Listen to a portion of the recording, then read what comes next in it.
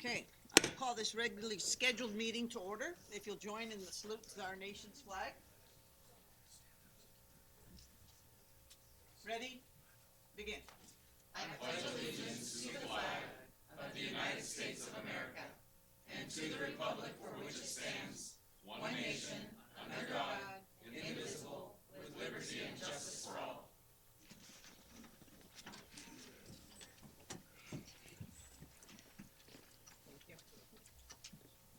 All right, good evening. We will start with the call to order and roll call with the declaration of conflicts of interest. Councilmember Abram? Here and none. Councilmember Bixel? Here and none. Vice Mayor Moniz? Here and none. Councilmember Phillips? Here and none. Mayor Bublak? Here and none. With that, with approval of agenda as posted or amended. So moved. Second. Motion is second. Will you call the roll, please? Councilmember Abram? Yes. Councilmember Bixel? Yes. Vice Mayor Moniz? Yes. Councilmember Phillips? Yes. Mayor Bublak? Yes, passes with a 5-0. We'll move on to proclamations and presentations. We will start with a presentation by Director Sims and others. Good evening, Mayor, Council, City staff, and members of the public. Tonight, we are celebrating a new Turlock business that enrolled in the Turlock Partnership Incentive Program, a program that provides $3,500 to a new business that opens in Turlock, Mr. Malachi Hernandez of Turlock Music Academy. This business has completed all requirements of the program, which are be a new business in Turlock that operates out of a commercial location, not part of a franchise or a corporate chain, submitted a business plan, participated in a pre-development meeting, and agreed to simple record keeping and quarterly feedback for 1 year. Malachi appreciated how helpful building, planning, and city staff have been throughout the entire business opening process. He expressed how easy it was to get started. He lives in Turlock. He has a passion for music, and we're proud that Turlock can be home to his new business. Also, his business is putting on their first music recital on March 28th, which will be held at Stan State. So, Mr. Hernandez, please join us for a special check presentation so we can celebrate your business. Council, City Manager, please join us. Go out front.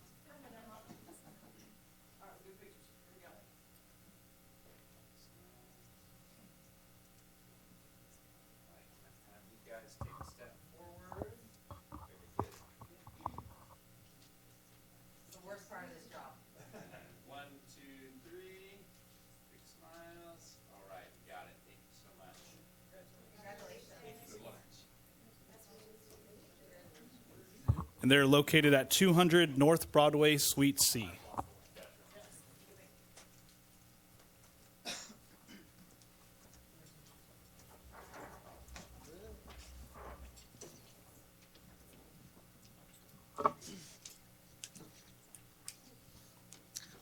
All right, we have Go Green. Director Fisher, you starting this off, or are you making others? All right, good man.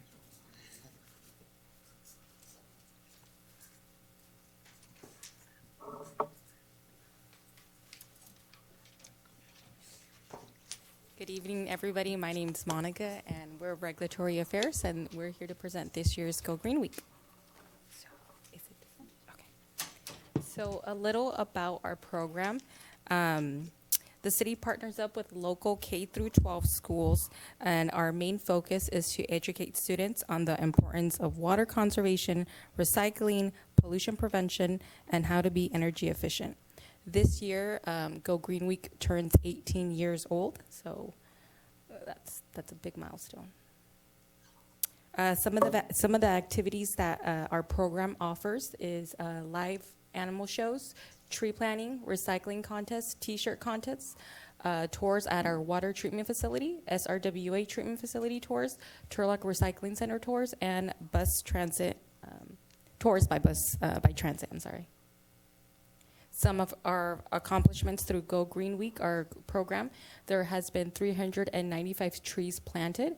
About over $15,000 has been raised, and approximately 22,315 pounds of waste has been diverted from our landfills.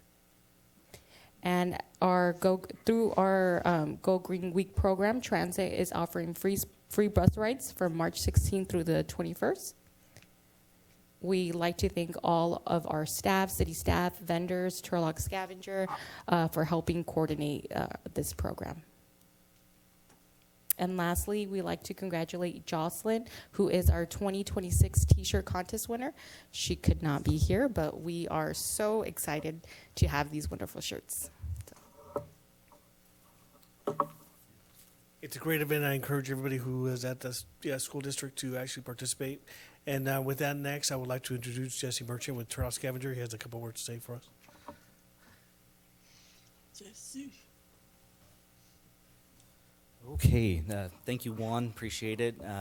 Council, everyone here in the audience. I just want to say thank you again. This is, Monica mentioned our 18th year. I did not realize that.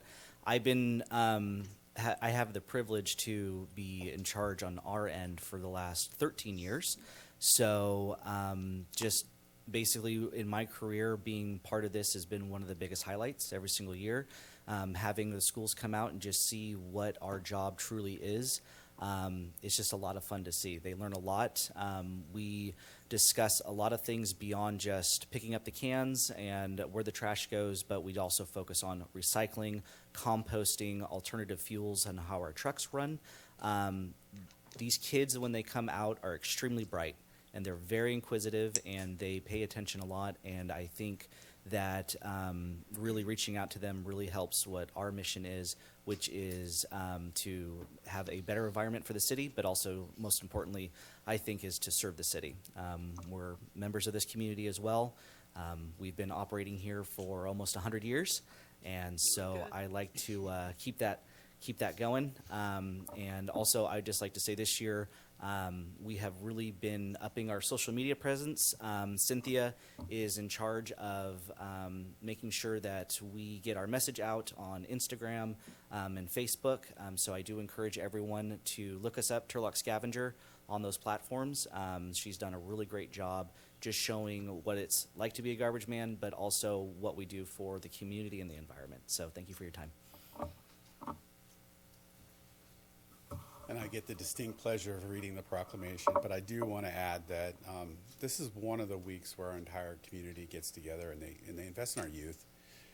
And I have to say that the impact that makes just is tremendous. And my kids are teaching me how to recycle, and my kids are following behind me and turning the water off. So I think when we invest in our youth, the future is bright.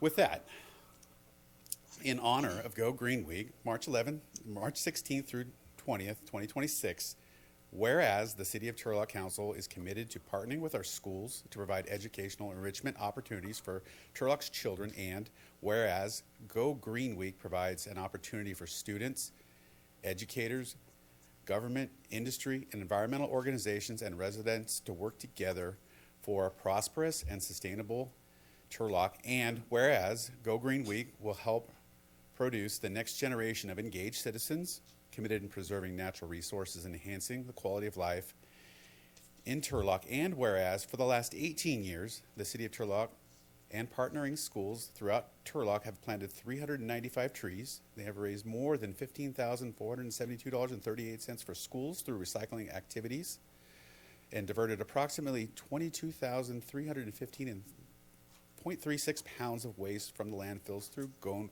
Green Week programs. Now, therefore, on behalf of our good mayor, Amy Bublak, by virtue of the authority vested in me, I messed that one up. That's all right. You did good. And on behalf of the entire city council and all our citizens, I do hereby proclaim March 16th through the 20th, 2026, as Go Green Week in the city of Turlock, and urge all students, residents, educators, and businesses in Turlock to participate in local education and celebratory activities. Outstanding. All right. Are you giving this to our people or who? picture opportunity? Awesome. Let's come up here. Yeah. What school does Jocelyn go to? Okay. Okay. Okay.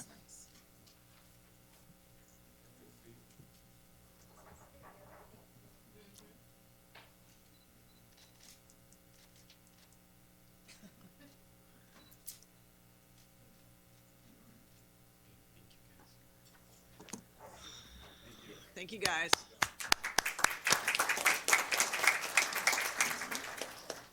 Now we have a presentation by Stancog Peoples. Come on up.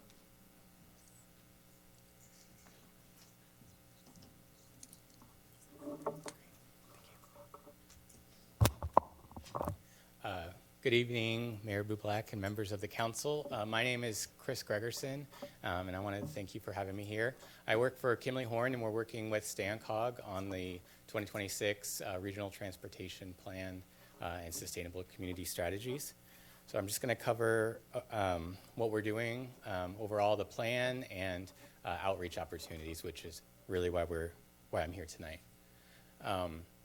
So the RTP SCS is a high-level planning document that's completed every 4 years, required by the federal government, and it's a shared vision of the region through 2049.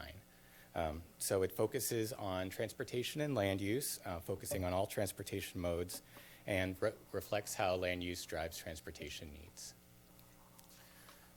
So specifically, what the plan must do is prioritize transportation projects and be fiscally constrained, meaning we have to identify revenue sources for all the projects, not just an aspirational document, but an actual plan, and just complies with the requirements overall, and meets air quality requirements both at the federal and state level.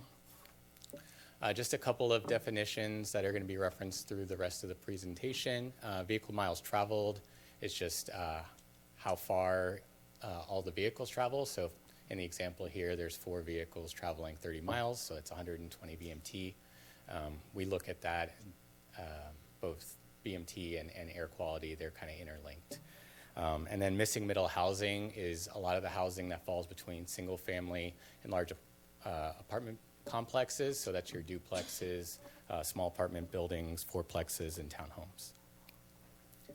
So Stancog partners with the University of Pacific Demographics Department to project growth over the next 25 years for each agency, focusing primarily on population and employment. So it's done for each city in the unincorporated county in Stanislaus County, but where that growth goes is part of what the plan looks at. So we developed 4 different analysis scenarios, both in terms of where growth is going to be placed, as well as the types of transportation improvements that we're considering. And those are guided by some principles, including focusing growth in low VMT areas to try and reduce urban sprawl, preserving farmland, which is very important in Stanislaus County, and then growing infill with missing middle housing and matching jobs and housing. So the next 2 slides are going to cover the 4 analysis scenarios that we're looking at. The business as usual, I mentioned the documents done every 4 years. So the last one in 2022 this is the preferred scenario that was selected by Stancog's board, and it focuses on spreading missing middle housing throughout the county. We have 2 mixed-use focused analysis scenarios, so it's concentrated both by transit, existing and planned, and then also job centers to try and link housing with jobs to lessen the reliance on having to drive and focusing transportation improvements on transit and active transportation. The final scenario we have here is the increased ADUs, so looking at putting small units on existing and future single-family lots and spreading the growth out a little bit more, so having it a little less concentrated. In terms of transportation improvements that vary through the 4 scenarios, we're really looking at transit and bike and ped. The bike and ped differences are really focused on either linking housing with transit or housing with jobs, and the transit improvements are focused on express bus, linking residential, jobs, and other land uses. So our transit analysis scenario includes 6 express bus routes. The other mixed use includes 3, and then the other, the business as usual and the increased ADUs only includes 1. So it's kind of a balance of investment and linking the different areas. StanCog's also undergoing a few special focus projects to help implement the plan. So it's not just a document that sits on a shelf. So the Community Enhancement Zone plan is really looking at developing a toolkit for agencies throughout the region to help them construct the missing middle housing, and also how to fund transportation improvements to link that new housing. The vehicle miles traveled reduction strategy is focusing on CEQA needs or environmental needs for new developments throughout the region to help get housing constructed quicker. And then the non-motorized plan update is really focused on linking. A lot of agencies have great local plans, but they end at the borders. So you can end up, riding your bike, you get to the edge of the city, and there's not anything to ride on after that. So this plan is really trying to take a regional focus and allow folks to move throughout the county on their bikes. So input opportunities, we're going to every single city council and board of supervisors meeting. We've had folks at the libraries ahead of time, so we had someone there reaching out to the community ahead of this. We have flyers out in the hallway with QR codes or just physical surveys to try and get as much input from the public as possible. We've been meeting with community-based organizations, holding in-person presentations and virtual presentations, and those are going to continue through the second half of next month. So we're trying to reach out to as many folks as possible, get as diverse input as we can. We have a project website that you can see on there that has a ton more information than what I covered tonight. Going into depth, we have a survey link and an interactive map if folks want to go and say, hey, I want to see a bike lane here, or if I want, or, this is where housing should go. They have the ability to just navigate there and put their input. So as I mentioned, we're going to continue with the outreach. A few of the city council meetings that we've been at, we were at Ceres last night, and we're going to continue with that with targeted pop-ups and workshops, and then eventually take one of the 4 scenarios to the StanCog board and get approval and public hearings. The one in June is when we release the plan for public comment, and it'll be open until August when it's adopted and when we're responding to those comments. So covered a lot there, but just wanted to give you an introduction and kind of point everyone to our input opportunities. So with that, I'll take any questions. Questions? All right, so anybody can go to a website? Yep, yeah, Okay. and the surveys are both in English and Spanish. And so, yeah, it's just open to the public. Anyone can go. Perfect. Thank you for your time. Thank you. Appreciate your coming. All right. Next is public participation, and this is time set aside for members of the public to address the city council on matters that are not listed on tonight's agenda and are within the subject matter jurisdiction of the city council. You'll have 3 minutes. The timer is set up here. If it is something that is on the agenda, then I will ask you to hold off. If you start and I realize it's on the agenda for later, I'll ask you to have a seat and we'll catch up with you later. So I have a few cards. Jason?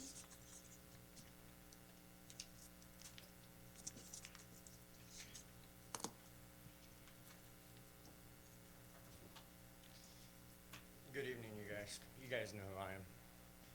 I just want to let you know, of course, there's a lot of rumors been out there about my housing that's been put out on a platform, on one of your guys' officials' platforms. I see a lot of bullying. It's very well alive. My family's being attacked by it. We are scared. My record's being weaponized against me. I've lived in a city home for 4 years and never thought anything like this would ever happen, ever. And you guys sold it over to a nonprofit. Questions were there. There were no answers. I wasn't throwing nobody under the bus within your guys' city. I love all you guys. We got to work together as a team here in our community. I'm only here at the table when it's really important. And my son is here even with me. And for his mom to be struggling of addiction, still on the street of homelessness, for him to be blasting his mother on his personal page, that's an attack against my family. That needs to be investigated by all you all. I'm not here to tear nobody down. I just want to keep stability for my family, as knowing that everything's got turned over to the Section 8 and the Housing Authority. My family's scared right now. Bullying's very live. So, I could have came here and put on a show, but I don't want to. I have to respect my city. And I really respect you guys, so I please beg you guys to look into this. Bullying is very much alive, and you guys know what official in Turlock is doing this. Thank you. Milt?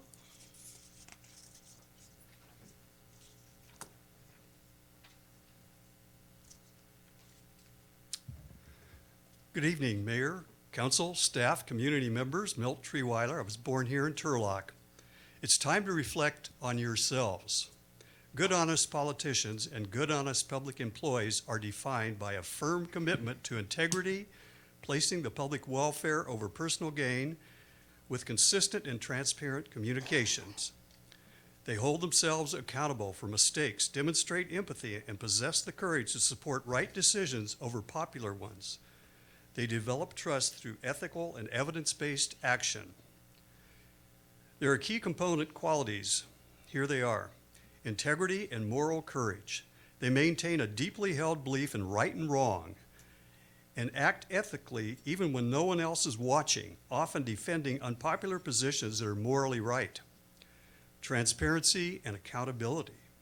They're open about their actions, decisions, and motivations, and take full responsibility for the mistakes rather than blaming others. Selfless service. They're not driven by power for its own sake, but rather see their position as a duty to better their community and constituents. Authenticity. They mean what they say and act consistently in both public and private life, avoiding the unpredictable, insincere, and prejudiced behavior often associated with typical politicians. Active listening and empathetic. They are compassionate, seeking to understand the needs of people they represent, particularly the vulnerable, and are willing to change their minds based on new, accurate information. Consistency. They maintain their core principles and promises rather than constantly changing their opinion to gain votes. Honest politicians also demonstrate intelligent curiosity and competence, surrounding themselves with knowledgeable, truthful people rather than flunkies and yes men. To my fellow community members, this is what we must strive for here in Turlock. Thank you. Leslie Stokes?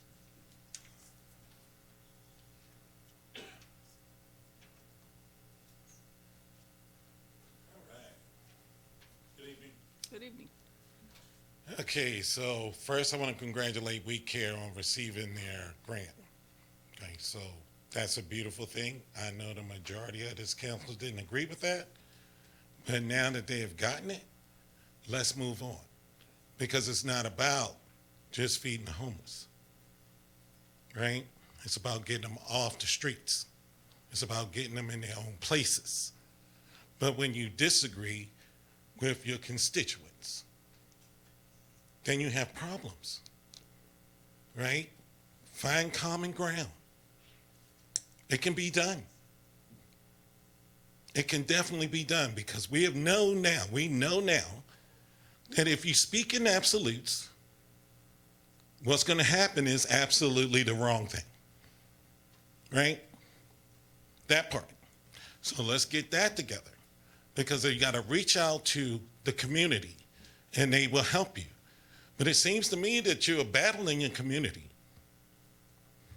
your constituents, and you're not working with them, right? It has to be a partnership. This is a community of people and neighborhoods. And you have to work together. You can't say, oh, we're going to do it our way. That don't work. It don't work. You can't say, well, we're just going to give them everything, because that doesn't work. So let's get it together. You guys know people in the community. Those of you who actually get out in the community, you can do these. You can do all of these things if you just try to extend your hand. You can't have one side versus the other, one party versus the other. That doesn't work. It does not work. And so you have to reach across the aisle, find common ground, right? Because We Care is here. They're not going nowhere. And we have to fix our homeless problem, right? So let's get it done. It's not that hard. We could find jobs for these people, couldn't we? If we wanted to. Thank you. Kelly?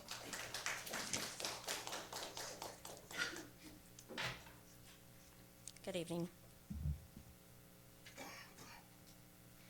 All right, so first and foremost, I just wanted to get up here and just put you guys on notice that I have filed my federal lawsuit against the city of Turlock, the Turlock Police Department, Turlock Unified, and every other individual involved that decided that they're going to try to cover up my daughter's investigation. There's actually been a few years in the making that I have been gathering enough evidence to come after the city of Turlock, and so anybody that wants to join, let me know. You can feel free to contact me. I'm Kelly Coelho for Turlock on social media. I also wanted to let you guys know of my notice of intent to recall our current mayor for multiple reasons of different conversations I've had with individuals in this community. So that will be circulating in our communities, and anybody that wants to sign, you know how to get a hold of me. So tonight I am announcing the filing of a notice of intent to recall Mayor of Turlock. The residents in the city deserve transparency, accountability, and leadership that put the people first. Ms. Coelho, we don't do electioneering at that podium. That Investigation. violates every FPPC rule out there. You're a candidate. The investigation and audit into the nonprofits in the city of Turlock is also what I'm requesting here, including We Care, United Samaritans, and the city, who you guys know don't have a control over. So I'm going to request who's going to conduct this investigation and audit into all the nonprofits and everybody else trying to pocket money from these nonprofits. Kim Ryan, that just accepted from Great Valley Development Corporation, the nonprofit, using the same address as the Stanislaus County Regional Housing Authority. So many issues here. Well, who and where was this vetting done through? That's what I want to know. It's clear to me you guys have failed our community once again, and we want answers. You know how heartbreaking it was to see a family in our community didn't know if they were going to have housing once that transfer happened? Heartbreaking. I'm a disabled veteran, and let me tell you some of the stuff that has been going on in my lane. I've filed multiple police reports with Turlock Police Department, so I'm going to ask Chief Hedden to please do your job. Please follow up on all these criminal complaints, police reports I've been filing since I've been targeted as a candidate, and not only that, my whole family has been targeted. Also, the news platforms have decided to slander my family, myself, everybody else involved that's following my platform on the taxpayer dollars. We're going to put this to an end in the city of Turlock. We're not going to continue to abuse our taxpayer dollars at the direction of you guys who think you can control what's being put out in these news platforms. Let's start with Save Turlock, Paula Maldonado, Ronald Bridengrew, DJ Franson. DJ Franson received a $100,000 contract. So all these individuals are involved, and they're all connected, and I have the evidence if anybody wants to see it. So again, Chief Hedden, please do your job and do follow-ups on this. I am scared for our community and other individuals whose life are at risk right now. Patrick Jensen, I have something to say to you. You were just appointed to the Planning Commission. Everything you're putting out there, we all need to work together. Just like Jason said, we all need to work together. Thank you for your time. Michael?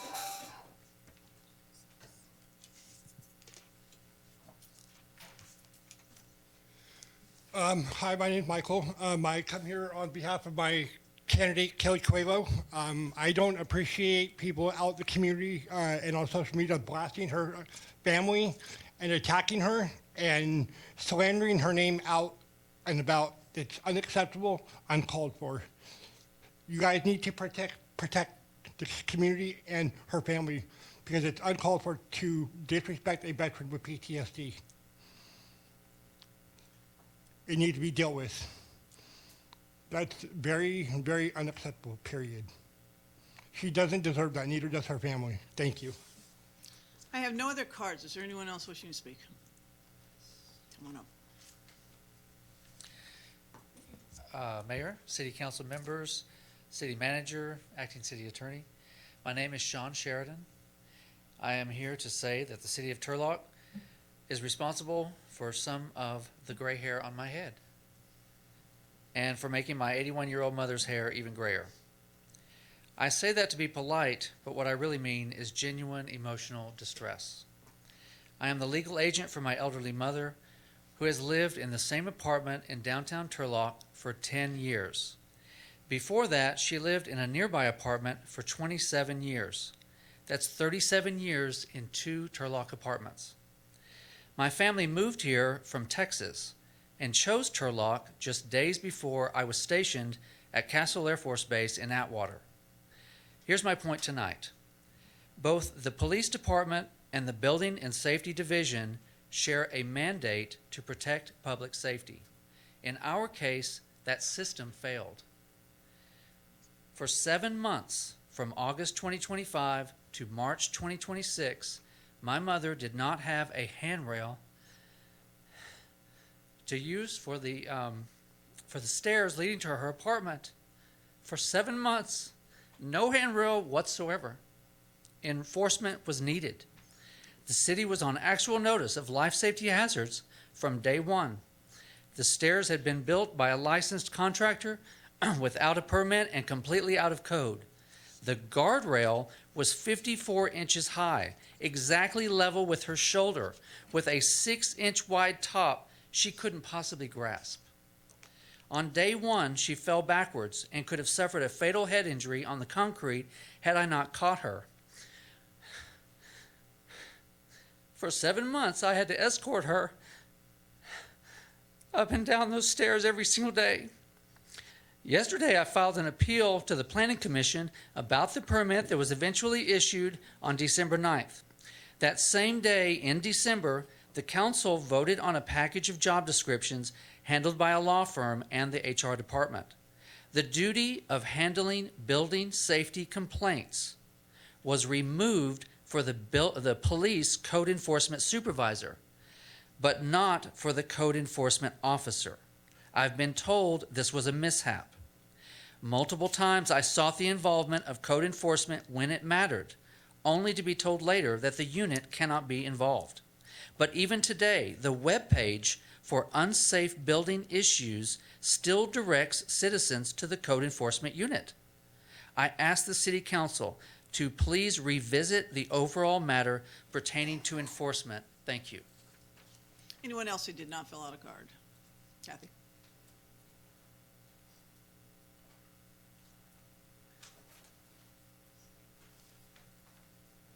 Thank you. Thank you, City Council. Oh, pull it down. Thank you, City Council. I wanted to congratulate the Stanislaus County Award for the We Care Center for $427,800.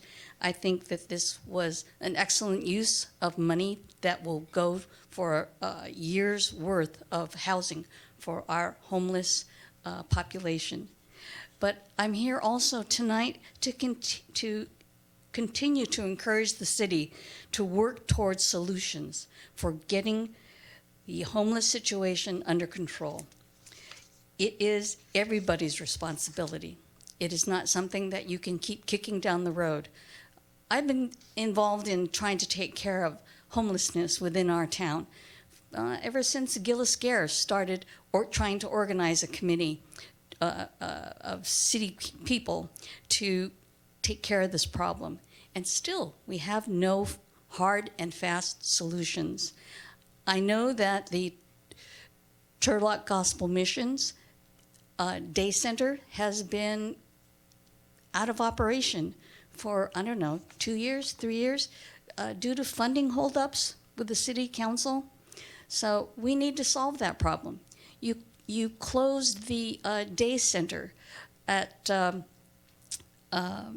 the one that was across the street behind Good Samaritan. You closed that, and that was a good working solution. But now that one's gone too.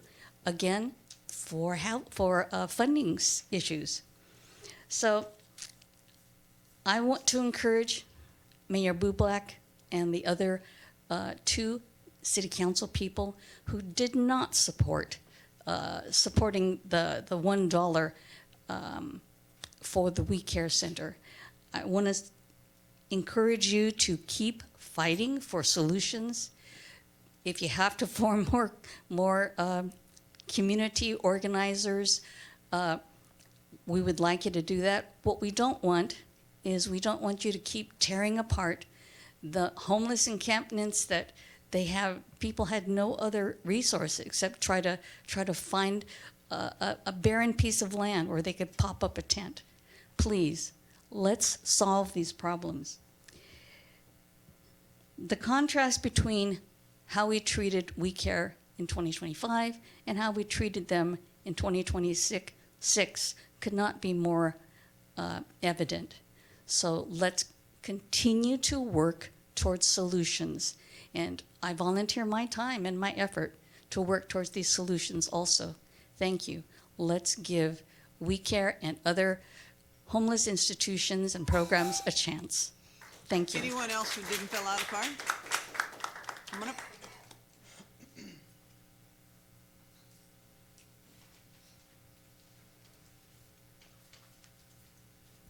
Good evening. I'm Mary Jackson. I wanted to talk to you about a situation that's gone on in our neighborhood since Miraflores has been paved. It was paved about 2 years ago, and the problem that we have is when it was paved, the drainage, they put in new drainage tanks, and the tanks do not have a hole drilled in the bottom of it, so the water can seep into the sewer system. And so what we have from that point on, I mean, the street's wonderful. We're very happy to have it. Our other street just got repaved. We're very thankful. Sidewalks got repaired. We're very thankful. But we have a huge mosquito breeding ground. And with the warm weather, we have mosquitoes in February. And I'm not going to show you my legs or my arms or my back or wherever, but they eat me and one of my daughters alive. We are lighting citronella candles. We're spraying them. I'm actually going to call the Turlock mosquito abatement. But the issue is the water department or municipal services has got to talk to the roads department. We have a former city employee who knows exactly what needs to be done that lives on our street. He's more than willing to talk to you. And our neighbors didn't all come down here to be angry and frustrated. But we are angry and frustrated because this has been going on for about 2 years now. And we've survived one summer, but I doubt that with the warm temperatures, we are not going to survive another summer. So I am more than willing to meet with whoever it is. And again, I think the former employee can also meet with you. You just need to drill down in the new drainage all along from Miraflores, I can't remember the one street, but it crosses all the way down to Murphy. Everything that got repaved is all those new drainages have to be drilled through so the water can drain. And I have photos, I can send them to people.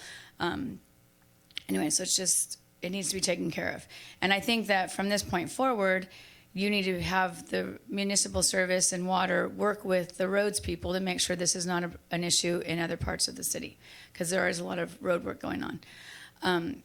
The one thing I wanted to echo to fix is that the day center was open for 6 months. It had been funded for a whole year, and it was working. So it is very frustrating. I think people have been very polite and civil. And if the issue you don't know is that they have been turning away men for the last probably 6 weeks to 8 weeks because the shelter in Patterson that they had 20 men and 20 women were housed has been closed.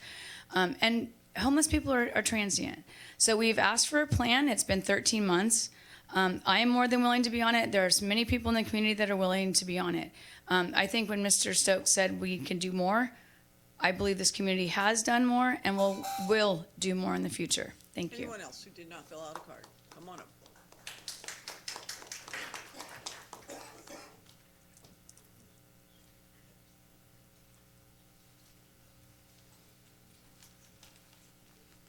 The room is offset. Okay, first to the acting city attorney. Please tell George for me that I'm going to miss him. Okay. Okay, in terms of recalling the mayor, well, number one, you're up for election. Okay, so you're up for election. Number two, you don't come to, I have experience doing this because I was involved in 2020, I believe, in the first recall effort that ever was done in the history of the city of Turlock. So I know a lot about all the very precise details that have to be done, and you don't announce it at a city council meeting. So it seems to me that that's just kind of a political stunt, which I'm sorry to see. I will officially say that I'm not paid by anyone. Ms. Quayle has been told that multiple times in writing ever since November 9th, I believe, of last year, and she continues to say that which is a lie, is slanderous, and it's harmful, and it's hurtful. Okay? Now, when it comes to the $100,000 contract with DJ Franson, she was actually here when that contract was brought forward to the City Council in June of 2024. Actually, it didn't have to even be brought before the council because there was a $100,000 personal services contract, which could be signed, well, Gary was not the city manager at the time. Reagan Wilson was the manager. He had the authority to sign it. And personal services contracts don't have to be put out for bid. But the city manager, the economic, I'm sorry, forget your name. Anthony, yes, thank you. He and DJ Franson wanted everything to be above board and transparent, so they actually asked for it to be on the agenda.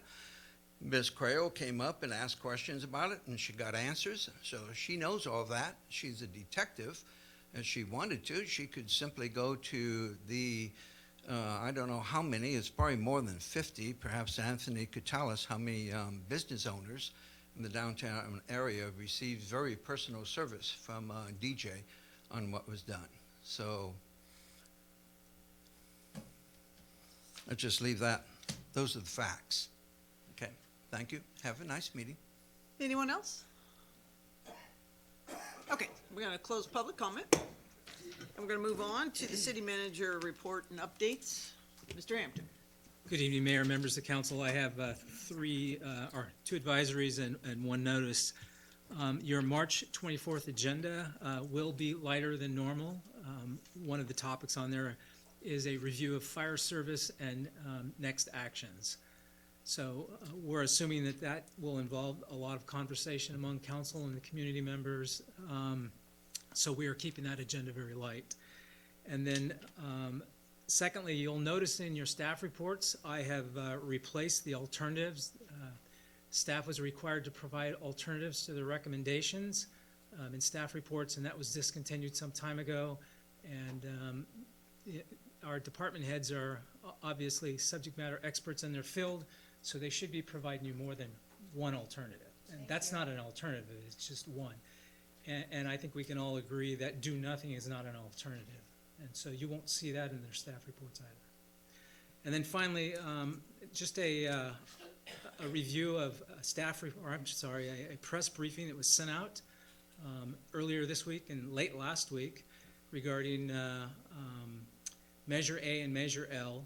So just briefly, the question regarding Measure L and Measure A was generated as a result of Measure L, which is a countywide 1-cent transportation sales tax administered by StanCog and dedicated to roadway improvements. That program recently completed its independent fiscal and compliance audit. Some residents have asked whether Turlock's Measure A program was part of that review. It was not. Measure A is the city local sales tax that supports public safety and road improvements and has its own citizen oversight process. Both funding sources help support the city's roadway program, including $18.6 million budgeted this year for road maintenance and safety improvements. That completes my briefings. Thank you for that. All right, move to consent calendar. I will allow 1 minute for anyone in the public who wishes to speak on an item that they think that we should pull and have more discussion on from the consent item. Anyone? Okay, I will close public comment and move to consent calendar. Move to approve as written. Second. We have a motion and a second. Call the roll, please. Councilmember Abram? Yes. Councilmember Vixel? Yes. Vice Mayor Moniz? Yes. Councilmember Phillips? Yes. Mayor Bublak? Yes, passes on, 5-0. Moving on to final readings. First is a final reading for second reading of ordinance for levying of special taxes for a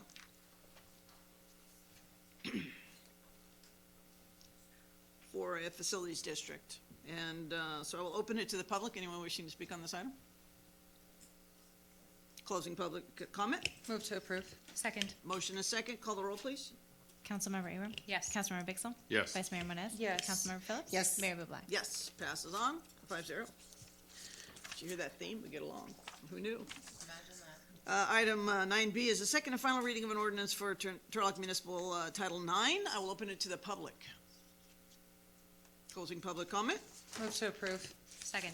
We have a motion and a second. Call the roll, please. Councilmember Abram? Yes. Councilmember Vixel? Yes. Vice Mayor Moniz? Yes. Councilmember Phillips? Yes. Mayor Bublak? Yes, passes on, 5-0. Public hearings, there are none. Action items, 11A, accepting the city Turlock Economic Development Strategic Plan. Director Sims? Good evening, Madam Mayor, Council, City Staff, and members of the public. Before you tonight is the updated draft City of Turlock Economic Development Strategic Plan prepared by Cosmont Companies. Staff is asking council to approve a resolution to accept the plan or defer back to staff for more work on the plan. The city's previous economic development strategic plan was adopted in 2017, and this update provides a refreshed, data-driven framework that reflects today's economic conditions and future opportunities and strategies for Turlock. This plan gives the city of Turlock a roadmap for economic growth over the next several years while building on our strengths in retail, industrial development, workforce partnerships, and regional visitation. Through extensive research, stakeholder outreach, and market analysis, the plan identifies key strategies that can help guide the city's economic development efforts.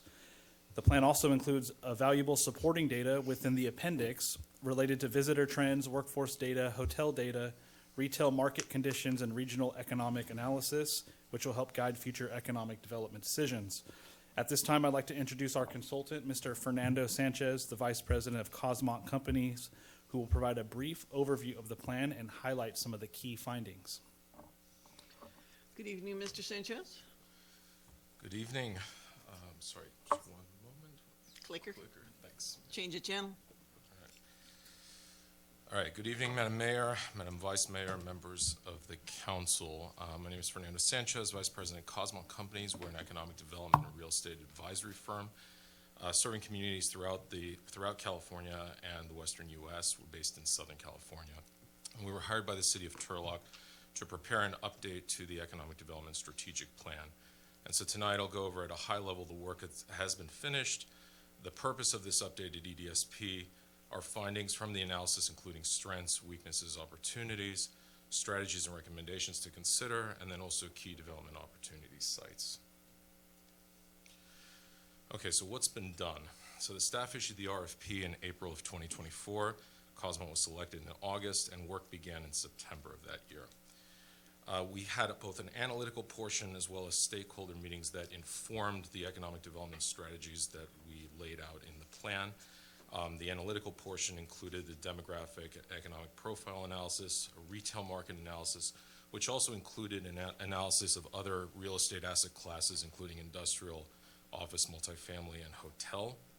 And we also compared that from the city compared to other regional cities such as Merced, Modesto, Manteca, as well as Stanislaus County. And we also conducted a SWOT analysis of economic development within the city.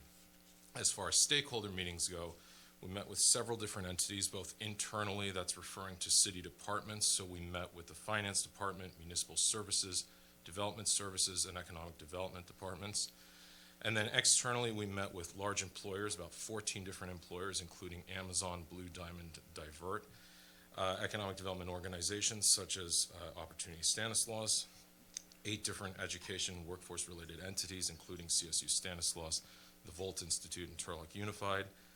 3 different shopping center managers, including the Countryside Plaza and Monte Vista Crossings managers, and 11 different commercial real estate brokers, mainly representatives and brokers from CBRE, Century 21, and Advil Properties. So the purpose of the EDSP is to really identify challenges and threats to the city's economic growth, establish economic development goals, strategies, investment opportunities, and implementation action items that the city can take over the next several years.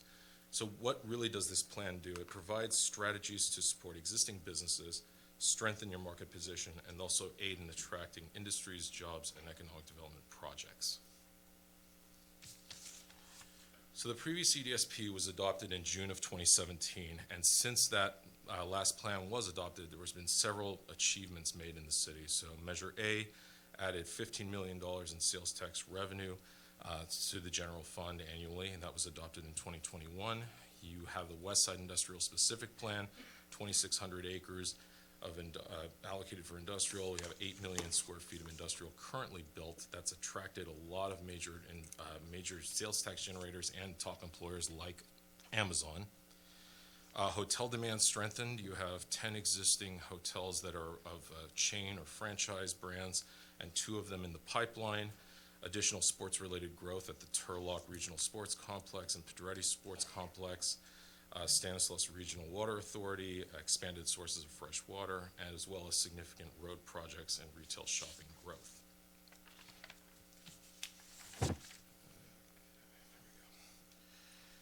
So just kind of giving you an overview of Turlock. So population 73,100, 24,500 households, 640,000 within a 20-mile radius. So think of that as your trade area. Turlock businesses currently employ 29,000 to 30,000 people. About 8,300 are a resident workforce, so they live and work in the city.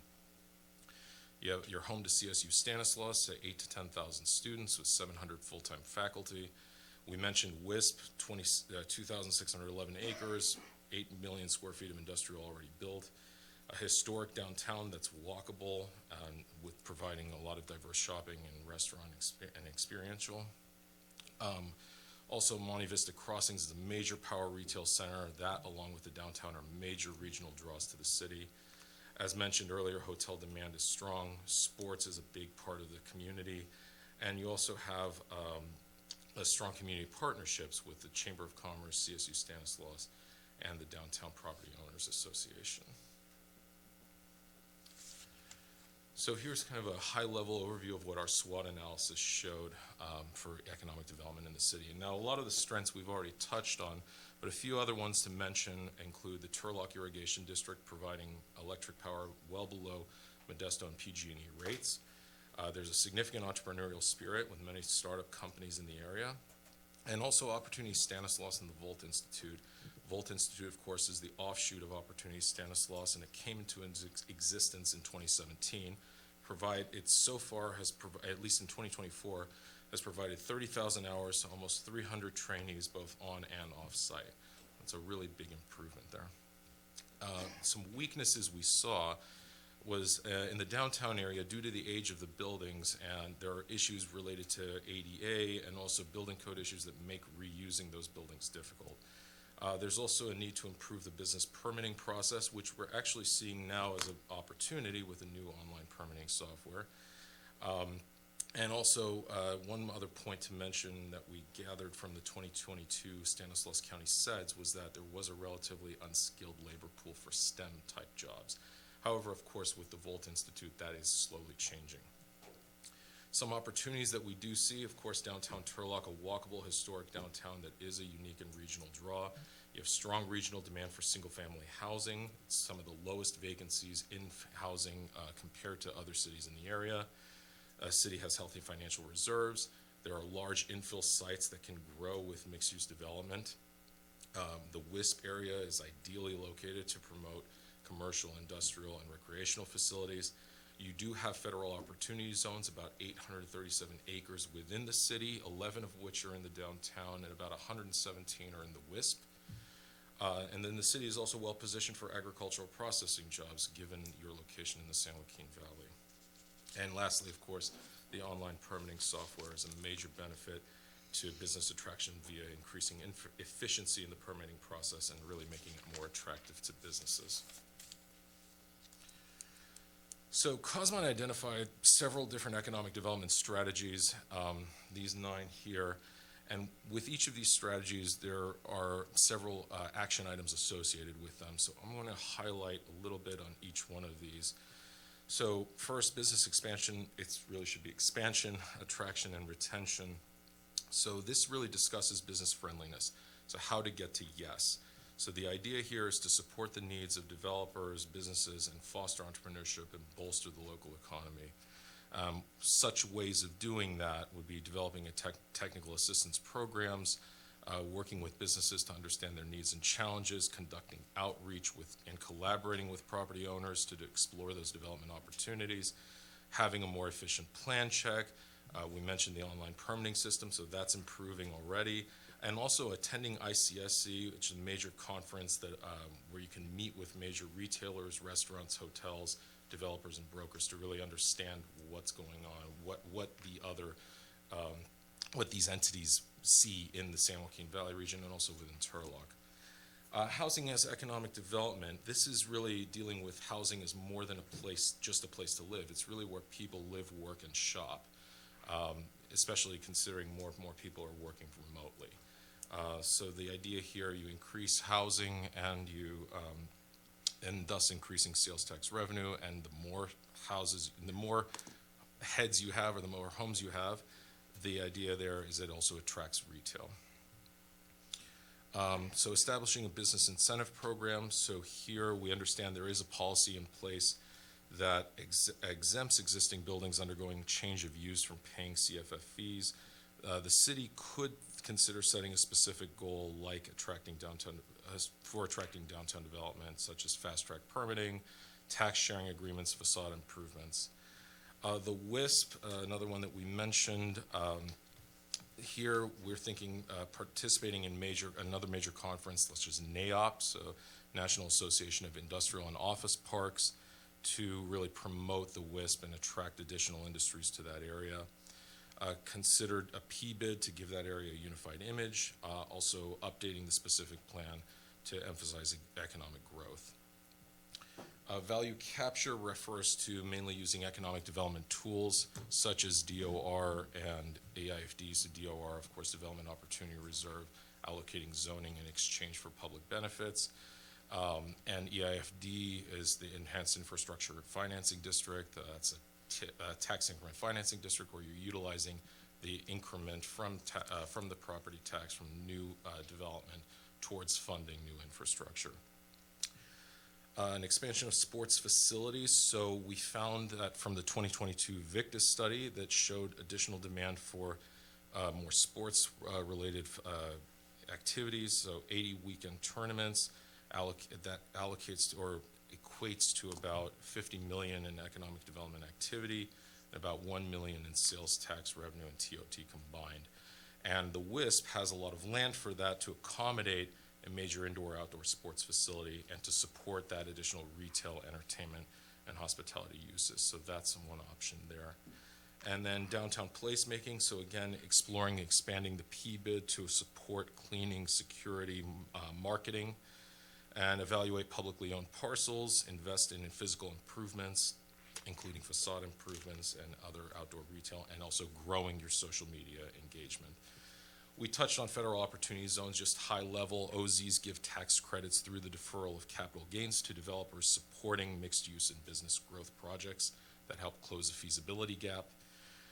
And then lastly, gathering performance metrics to measure annual progress. So that's really measuring interest from developers, measuring business formations, showing success in commercial and industrial business attraction, and similar efforts. And that's kind of measuring on an annual basis. And lastly, I want to close discussing opportunity sites. So we highlighted 4 major development areas with several thousands of acres of privately owned land for industrial, retail, entertainment, and mixed-use opportunities. And those include the Highway 99 corridor, so that green area there, that's number 1.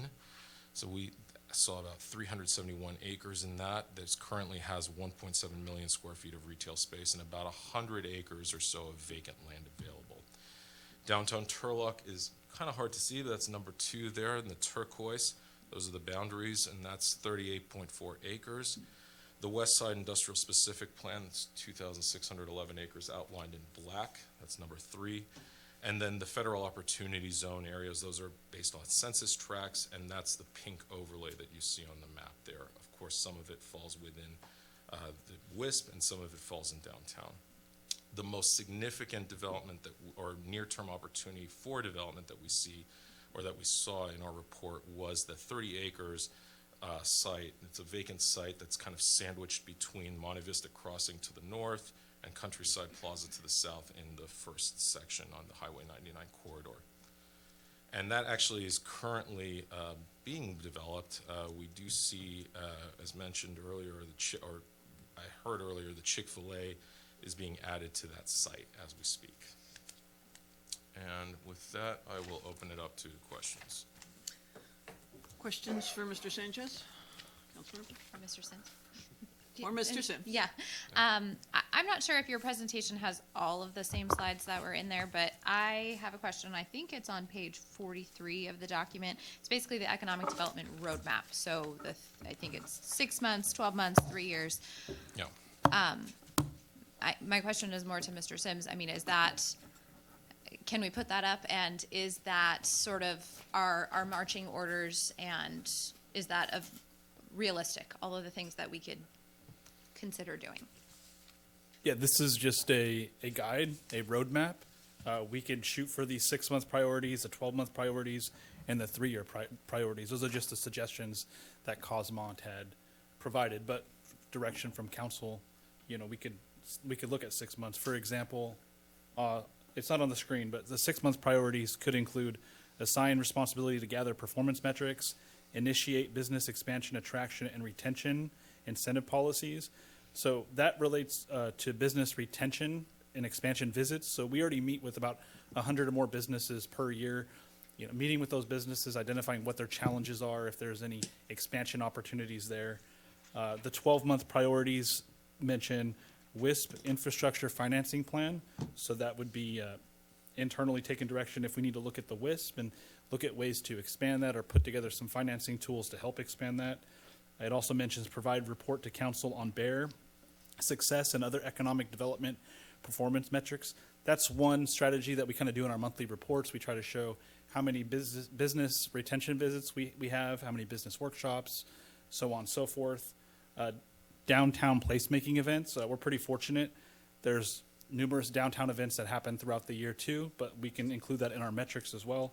And then the 3-year priorities, it includes 3 bullet points. Examine new sports facilities districts. So as we go forward and we're doing more of these things, it just says that year 3, examine new sports facility districts, master plan for federal opportunity zones, and then implement value capture strategies. So it's more of just a roadmap, a guideline, but this is a document that we can take direction from.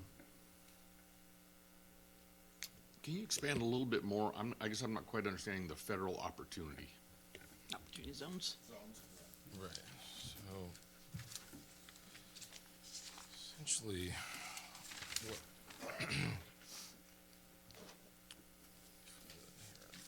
so regarding opportunity zones, the point there is it provides an opportunity to kind of leverage this federal program to attract additional investment. It attracts investment by way of giving special tax credits or through deferral of capital gains to developers that are supporting mixed use or business growth projects. Disadvantaged areas. So it's really an advantage.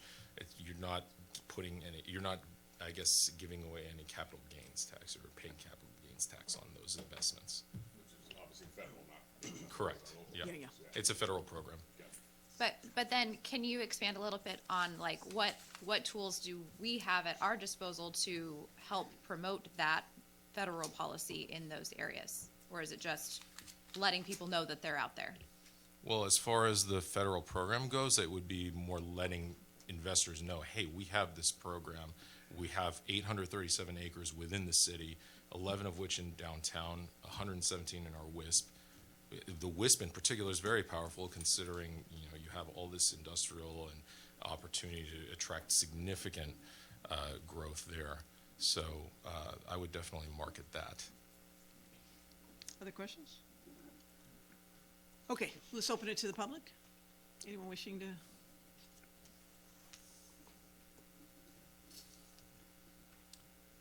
Yes, Milt Treewater. I do have several comments to make.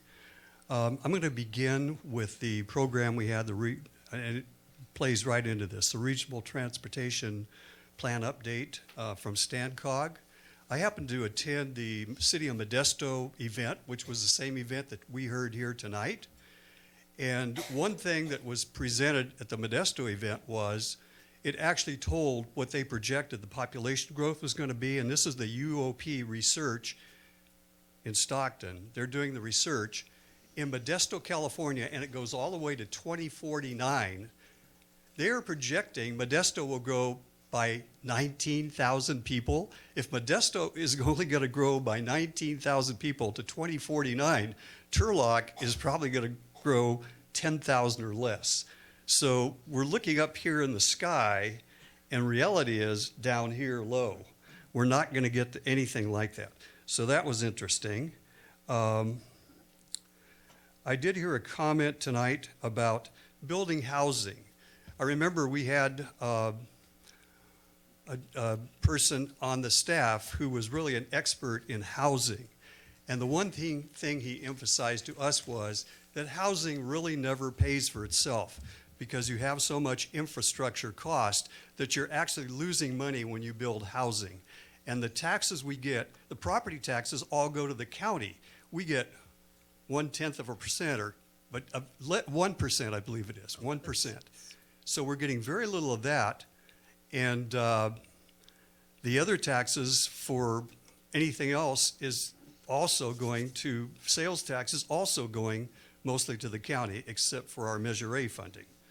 So we're not going to be getting a lot of taxes by building houses, period. It's not going to happen, but we're not going to have the growth to begin with.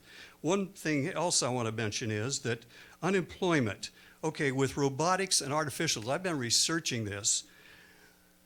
They're predicting that with robotics and artificial intelligence, we're going to have unemployment rates from 10 to 40% over the next several years. In other words, robotics are going to take our work away from us. We're going to have unemployment all over, everywhere, not just Turlock. It's going to be all over the country. There's not going to be any money to support what we're talking about here. The good thing was you do have the WISP out there and you have land out there. You could put high-density housing out there. You could put sports stuff out there. That's a good place for that. And, one other thing, MID, TID, they're actually both the same entity, so there is a slightly larger charge from Modesto's electricity, but it's not a major difference because they're coming from the same dam, Don Pedro Dam. So I think we have some things here that we need to explain more clearly. Thank you. Anyone else? Yeah, come on.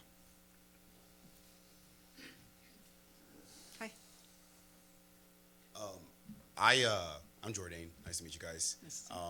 I really enjoyed hearing the stuff about sports. I went to Pittman in 2015, and I know a lot of my friends are also on the football team and the wrestling team.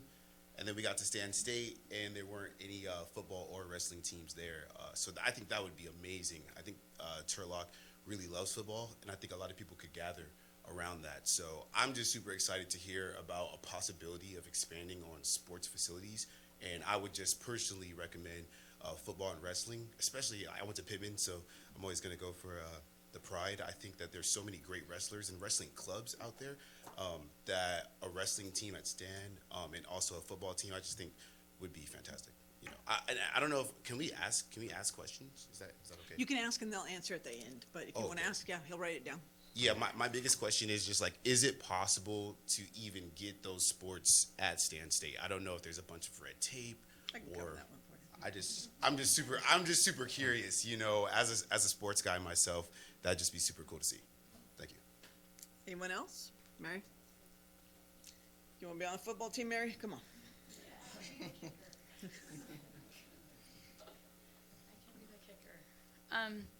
I'm Mary Jackson, so I have lots of questions.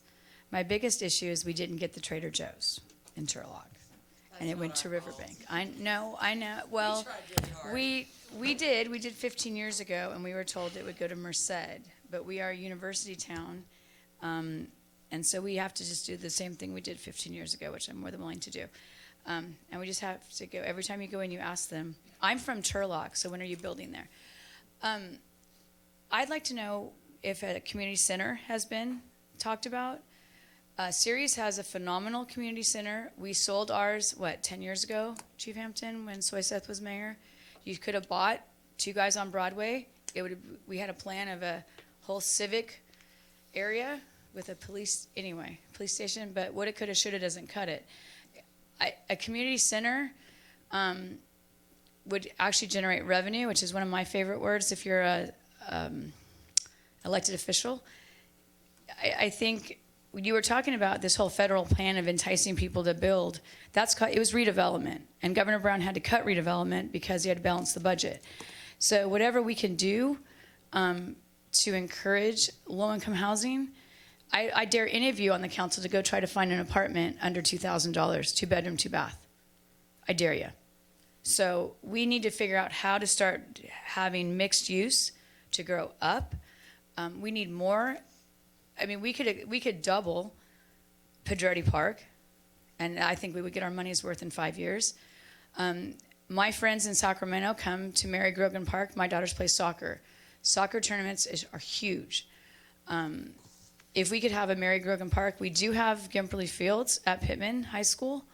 That's wonderful. But again, these are all things. I can remember when I asked Chief Hampton, our parks are safe. People use our parks when I sit on the dais. And that is very, very important because they come here and they spend money, whether it's gas, food, entertainment, whatever. So, the one issue I'd like to talk about importantly, I'm not a big fan of fast food. We don't eat fast food at my house. It's usually when we're traveling and we're in a hurry. I want jobs, real living wage jobs. So if we have to work with the school district, and this has been my pet peeve since I moved back here, is the Silicon Valley is over there. We have the affordable housing. We have cheap water and power. Why have we not lured them here? If we have to educate people to do it, I'm a school board member. Come talk to me. Again, my name is Mary Jackson, very simple, common spelling. We need to do that because that's what needs to fill our WISP is tech.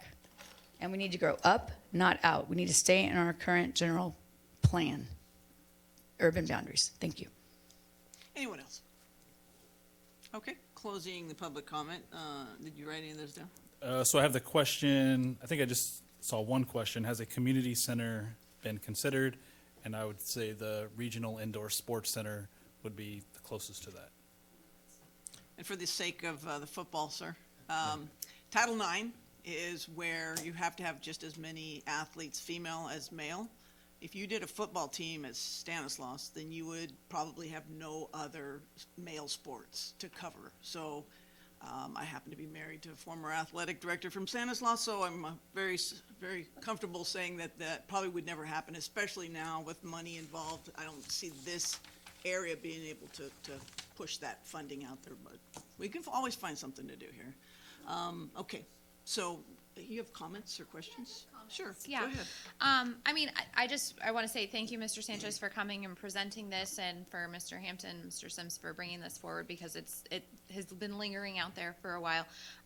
And you know, after going through this slide deck and multiple times, there's a lot of granularity in there, and we only got to go kind of at the top level. But I would really like to, because let me just take a step back. Having a plan is step one. Then we have to see it come to fruition, right? So I would like to see more specific staff items about this, development opportunity reserve or the enhanced financing districts. Like, how does that gonna look in Turlock? What policy, levers do we need to pull to make some of those things happen? So I would like to see more specific, actionable things coming out of this plan. And I would like to say, I do personally appreciate the concept of like housing as economic development too. I understand that you don't get sales tax from houses, but you also build a community out of where people live and work and send their kids. So,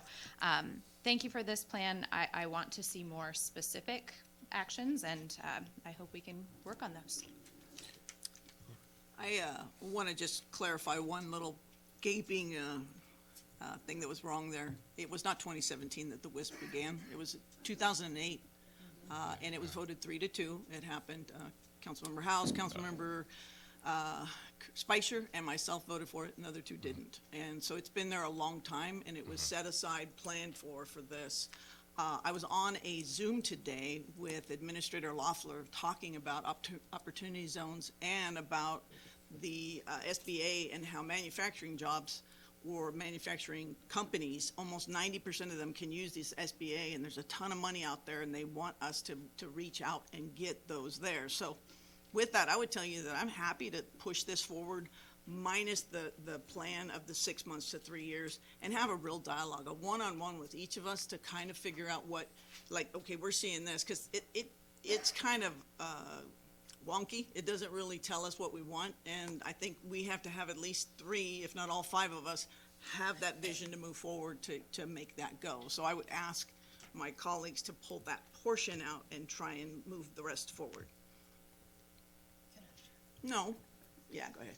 I just wanted to address Trader Joe's because it's been coming, I don't know why, it's still coming up and coming up and coming up again. I just had a newspaper reporter ask me about this a month and a half ago. We tried really hard to get Trader Joe's. Believe me, I tried. And so did she. We were essentially told, for the public that doesn't know, we were essentially told the only way we could get Trader Joe's is if the Modesto location burned down and it could not be rebuilt anywhere in this Modesto city limits. So we have tried beyond all measure. And for the sake of, I just had lunch with Mark Hall, who built Monte Vista Crossings, and it is called a treasure shopping. So you go there and it's a higher price, and you have, you go there for specific stuff. It's not like you're going to Save Mart or Food Max or whoever else. I don't want to get people mad if you're not picking their store. But so putting that for your people who are going to college is probably not a likely thing. So our numbers don't really calculate towards a treasure shop as opposed to shopping. So anyhow, yes, sir. You have anything? You know anything? I think staff can very easily put together a strategic implementation plan and really, drill down in some of these granular issues that you talked about. They're in there. They're broadly mentioned. But really what we need is we need council to accept the report and let us bring back an implementation plan so that we can really drill down and talk about. We can obviously make some recommendations, but you will make the final decision on whether it's the next 5 to 10 years. Will this plan be the one that we utilize to gain our biggest benefit from economic development? So this is the high elevation look down. Now what we need to do is we need to bring you an implementation plan. This has been sitting on the shelf for some time.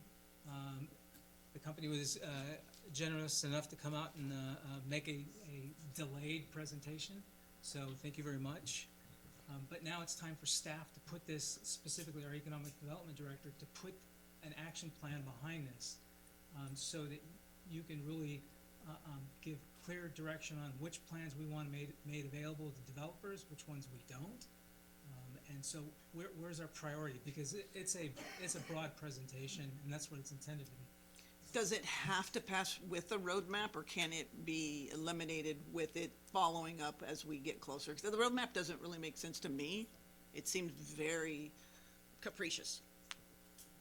I'm just saying. You guys can vote for it if you want. I don't care. I mean, it's our plan, right? So we can take page 43 out. Which I will make a motion to accept that sans the roadmap, which is currently on page 43, and request that an implementation plan with specifics be brought forth. Second that. All right, we have a motion and a second. Call the roll. Councilmember Abram? Yes. Councilmember Bixel? Yes. Vice Mayor Moniz? No. Councilmember Phillips? Yes. Mayor Bublak? Yes, passes on a 4-1. All right, and now Director Moreno.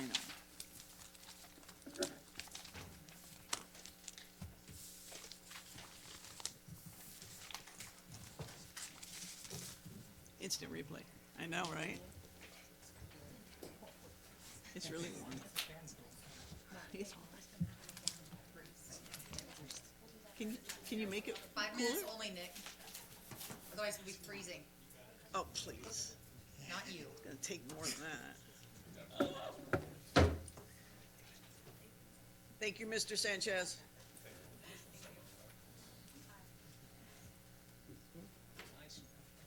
I need it. Quick ice bath. Good evening, Honorable Mayor and Council members. The item today is a topic we briefly discussed at a previous meeting, but it was brought back to actually create a nexus between the presentation you just heard and some of the program that we're going to be presenting today. Just a caveat to the whole thing, it was identified in the program as far as what that study said, so it kind of started the conversation on what this program looks like.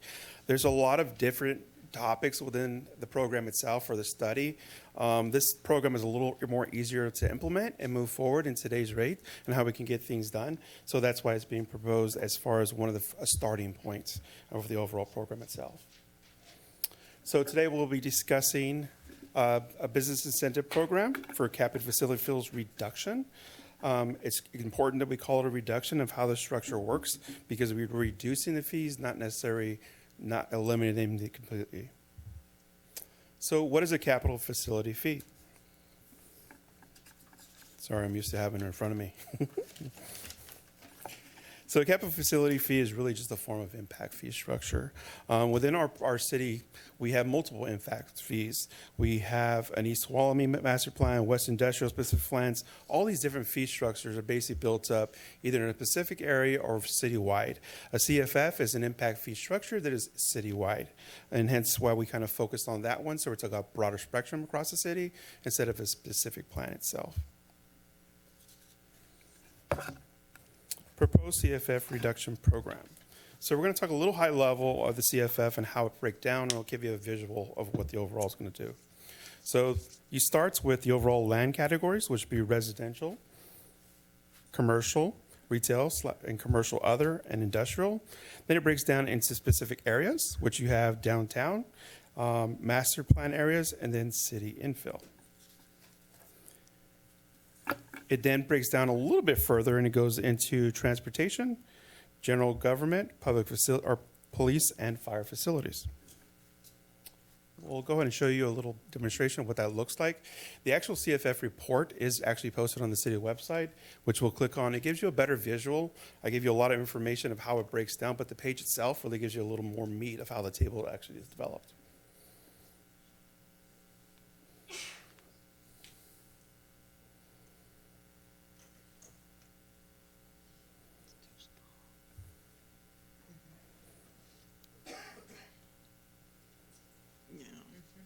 The eye doctor says it should be a better contrast, and I totally agree with her.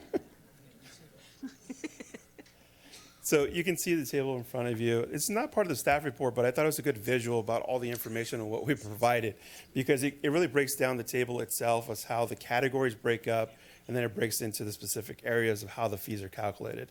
This is the original base of what the fees look like, but it gives you a better table and visual of how the things we just talked about from categories perspective and how they overall break down.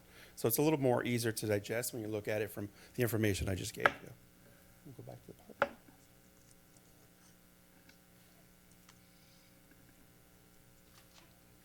Is it better now or now?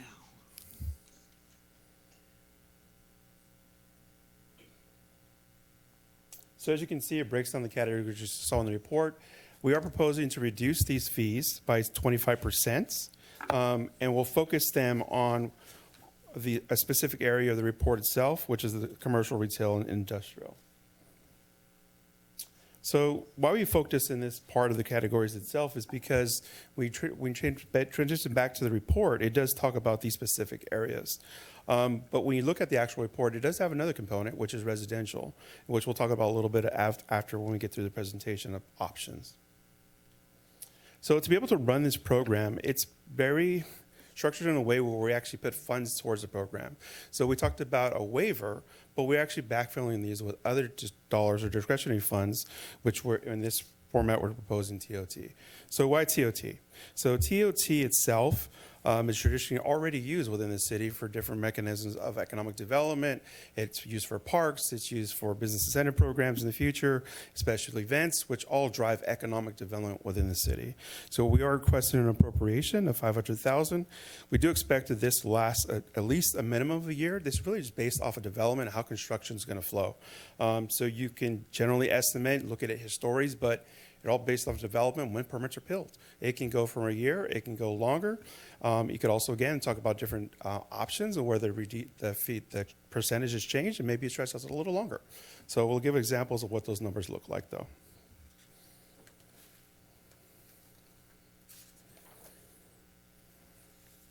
Program oversight. So I think this is a critical piece, and a lot of the questions I got in the beginning is, okay, well, how is this all going to work? So the best thing we can do is make sure we're transparent in the information on how the money is actually being utilized and going out. So program oversight, one, we'll take an overall factor of 75%. Once these funds have been utilized, we'll come back and talk about the program, how it's been working, what has been driving it, where the funds have been utilized the most. So that'll give you a benchmark of we know when staff will actually come back. We also will be talking about it during the budget process, and also be reporting our monthly finance reports. A lot of it's just about transparency. When you're adopting a new program and going in this transition, you need feedback. You need to be able to see how the money is going out. Is it going faster or slower than what we projected? Again, because it's based off of development, you really need to get that information out there so that they can start tracking the money and see how it flows. Yes, you can get a large project that could bundle this money up pretty quick, or you can get a lot of smaller projects that can stretch it out a little farther. So you really have to manage it from the finance department to give oversight overall. The last thing you want to do is get to the end and say, what do we do now? So you have to have a conversation early on before you get to that point. Why council would consider this program? There are benefits that actually tie into the general plan, attracts new businesses, lowers economic burden for construction, which we know continuously grows, creates new jobs, increases sales tax and property tax. So one of the biggest drivers when I looked at it from a finance perspective is really the return on the investment. And I see it more of an investment into our business community, not just a business incentive program. So when I looked at some of the permits that are pulled in the past and based off of property tax increment or sales tax increment, I can see the returns of the investment as far as what this percentage came up to be with about 3 to 5 years. Now, depending on the project, that can vary, obviously, depending on what the project is doing. Does it have sales tax? Is it a shell of a building? It all depends on how it's all going to be assessed from a property tax or if even it's a sales tax driver. So that's why we took a more financial look at it from a business perspective and how we drove this program. And again, it is called out within the strategic report that you just heard. Recommendation number 3, establish a business incentive program that's targeted to retail, commercial, and industrial. It wants to be focused a little bit. We're leaving a little bit broader than what's in the plan says, but again, trying to get a better approach of what this program is going to look like, and then we can hone it down potentially when we have more data to see how successful the program is or is not in the future. So examples of the calculation. So you can see a permit here. This actually is a real permit for the drive-through. So the sample here, you can see their total impacts. This is against all programs, $261,000. Just to CFF itself, $111,000. So you can see with the table in front of you that what a 25% factor does.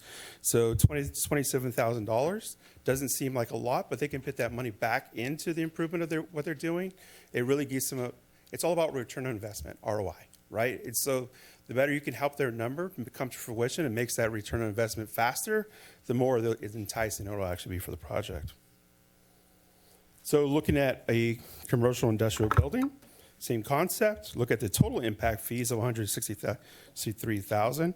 CFF being 31,000, you can see how that calculate. Two different projects, two different calculations, two different numbers. You really have to run the analysis on the project itself because every project is going to be slightly different depending on what it is.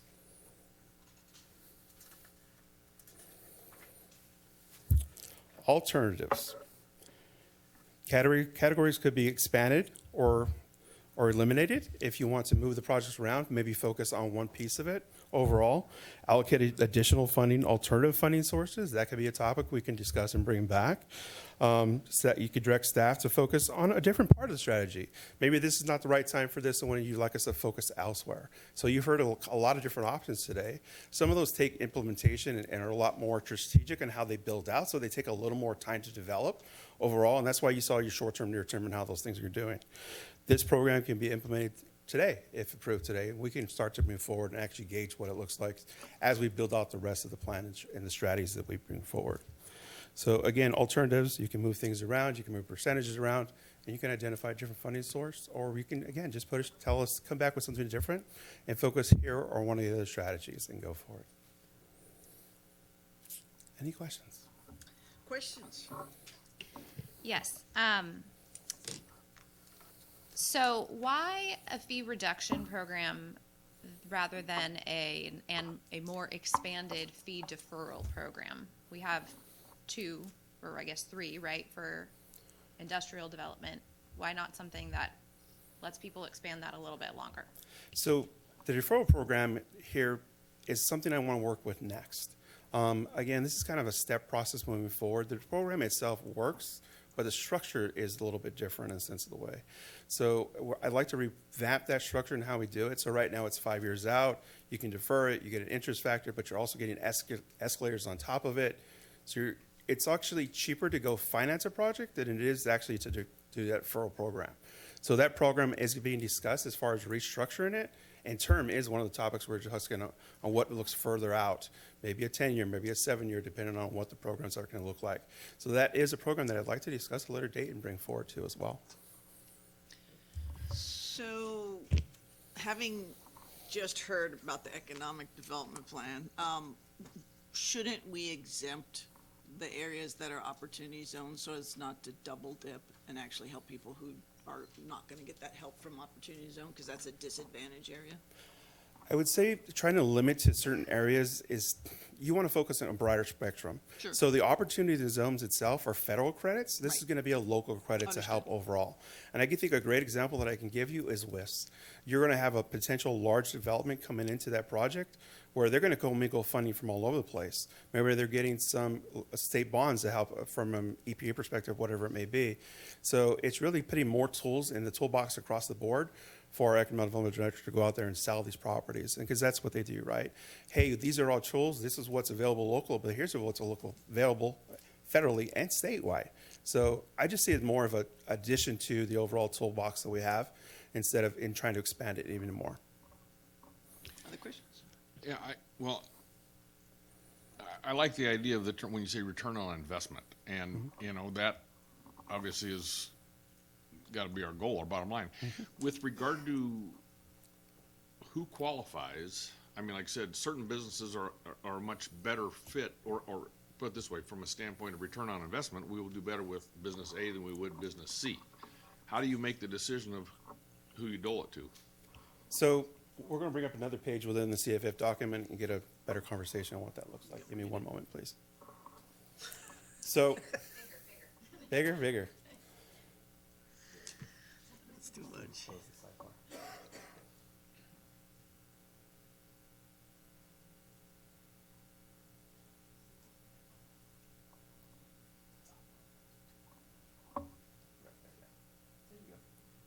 There you go. Now you got to reduce a little bit. So within the categories itself and how the program is going to work, there's a reason we structure this way. One, you don't want to trigger prevailing wage because you'll kill the project, right? Two is you want to make sure it's not a gift of public funds.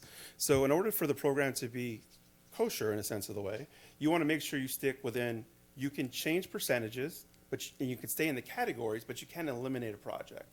And I'll give an example. If you go down to industrial, thank you. So you see warehouse at the bottom. You see a description as of warehouses, distribution centers, and you also see mini storage. We all know distribution centers are large drivers of sales tax, right? But you can't isolate, for example, the mini storage, which is not a sales tax driver whatsoever, right? So in order for the program to work successfully and be appropriate, we can't isolate specific businesses itself. We can only isolate categories. In that sense of the way, to your question, we can eliminate warehouses because that'll eliminate the factor where you have low return potentially because of a mini storage or whatever else product that may be coming forward, but you also eliminate some of the other items. So you can eliminate one of these categories and leave it open to where you see fits best for the city and kind of move those components around. And that's where I was talking about expanding it and retracting. It's really within these key areas here. Well, let's say we like commercial, but we don't want to do gas stations for whatever reason it might be, as an example. And so you can eliminate that from the program, but we still have to lead to large definitions of the categories themselves. Okay, and I hear you on we can't change this table that much. I understand legal said we can't, but why can't we location specific apply this location specific?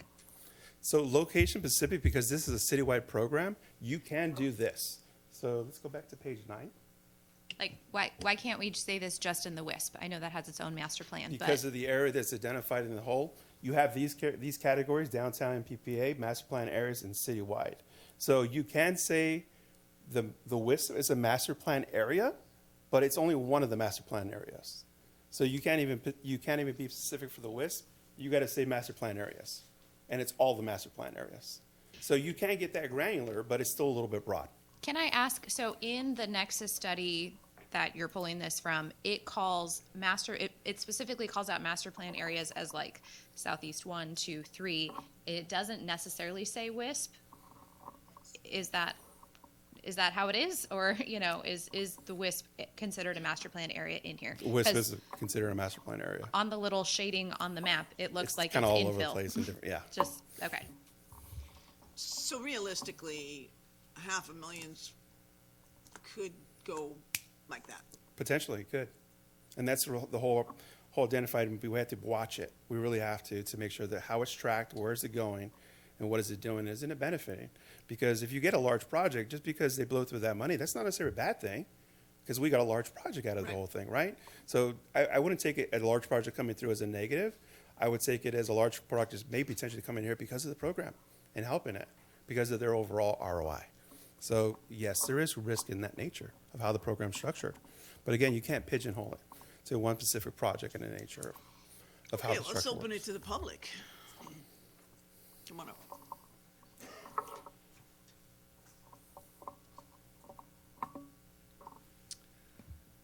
Thank you, Isaac. First thing I'd like to just say, I'm going to ask my question first and then make comments. My question is, you keep talking about the TTO tax as being the source of funding for this. What was the total TTO tax we collected last fiscal year in the city of Turlock, the amount? I want to go on to point 2 here. Basically, what I see this doing is just promoting growth for people who are larger businesses. We had a downtown man here. We're going to give him $3,500 to start help with his business, but we're going to give someone else $100,000, $200,000, $300,000, whatever money funds that we have. So this is not really helping the people, and it's not really helping the majority of the people, and we don't know what it's going to be, so we don't even know if it's going to help us tax-wise. So again, it sounds to me a little bit discriminatory because we're only focusing on the larger businesses. We're not focusing. It's going to actually create more competition for our downtown areas and our smaller business. I was a small businessman for 41 years, and the biggest problem I had was big companies coming in and competing with me. Unfortunately, they went out of business, so that stopped that part. But I just don't see the points of this. I do want to bring up something that everyone should know about, and we brought in Texas Roadhouse. And right now, the city is going to be spending $750,000 of Measure L funding to rearrange the roadway on Countryside Drive so Texas Roadhouse has a driveway into their place. So here we are, already a multi-billion-dollar company, and we're going to be spending $750,000 to promote them. The sales tax we receive from them, from Measure A, is approximately $60,000 a year. So it'll take 12 years for us to recoup the money from their sales tax to pay the $750,000 that we're going to be spending on them. This just doesn't make sense to me. This money is not really going to help the Turlock. It's going to help, I don't know who it's going to help, to be honest with you. We're not going to grow in population that much, so we're talking about things that really don't apply to Turlock. They don't even apply to the valley right now. It's just not happening. But again, okay, is this money going to go to Fish Fillet? Maybe they need some road work done there too. We could give them some breaks in their fees too. We're spending money, we're not helping the people, we're helping the millionaires and the billionaires. I just don't like that. I don't care if we have, I've never been to Texas Roadhouse. I've heard the food's pretty good there, but I go to downtown here and I don't go that often. So I see a lot of problems here. I hope we can come up with something better in the future. Thank you. Anyone else? Yeah, John.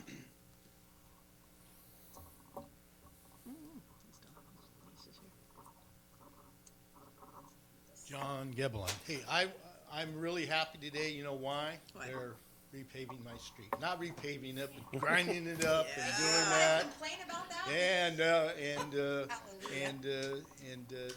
We got our sewer line done, which has been the biggest problem. But anyhow, I just had to throw that in. My specific question is, you know, on incentives. Why are we doing incentives? Are we losing businesses to other places, or you know, is Merced taking our businesses, or Ceres, or Houston, or Denair, or something like that? You know, that's fine. I understand. It's just like when you had the hotel tax. You know, you wanted to raise it. Well, are we going to lose business to Ceres or something because the tax is too high? Well, I can understand that. It's just like people. I can remember my cousin. He worked for Turlock Scavenger, but they bought a house in Houston. Exactly the same house, but it was $50,000 less than it was in Turlock. Well, that's an incentive to him. Do we want the people who live and work in Turlock to get a better deal, or you know, whatever? I'm just saying there's certain things. And then when you talk about incentives and things like that, you know, as a small business, they would have these investment tax credits on the federal level, and sometimes the state, and they'd want to give you 10% off extra or something like that. And I would look at, you know, if I was going to buy equipment, I said, well, that's nice. I'm going to buy it anyway, so I'll take the 10%. But in a lot of cases, you always have to ask, in any type of business, what you're going to get back from it. Are people going to come to Turlock irregardless?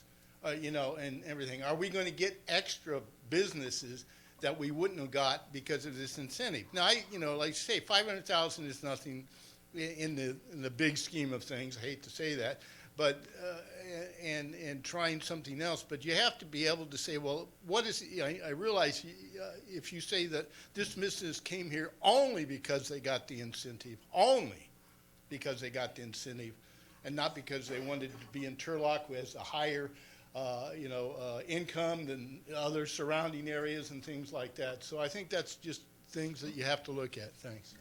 Anyone else?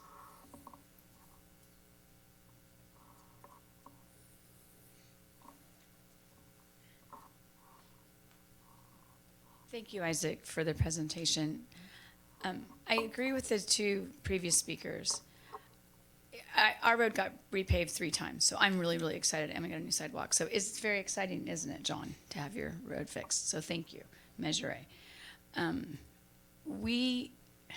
My concern is that our economy is teetering, and anytime you're going to give tax breaks, I just have concerns.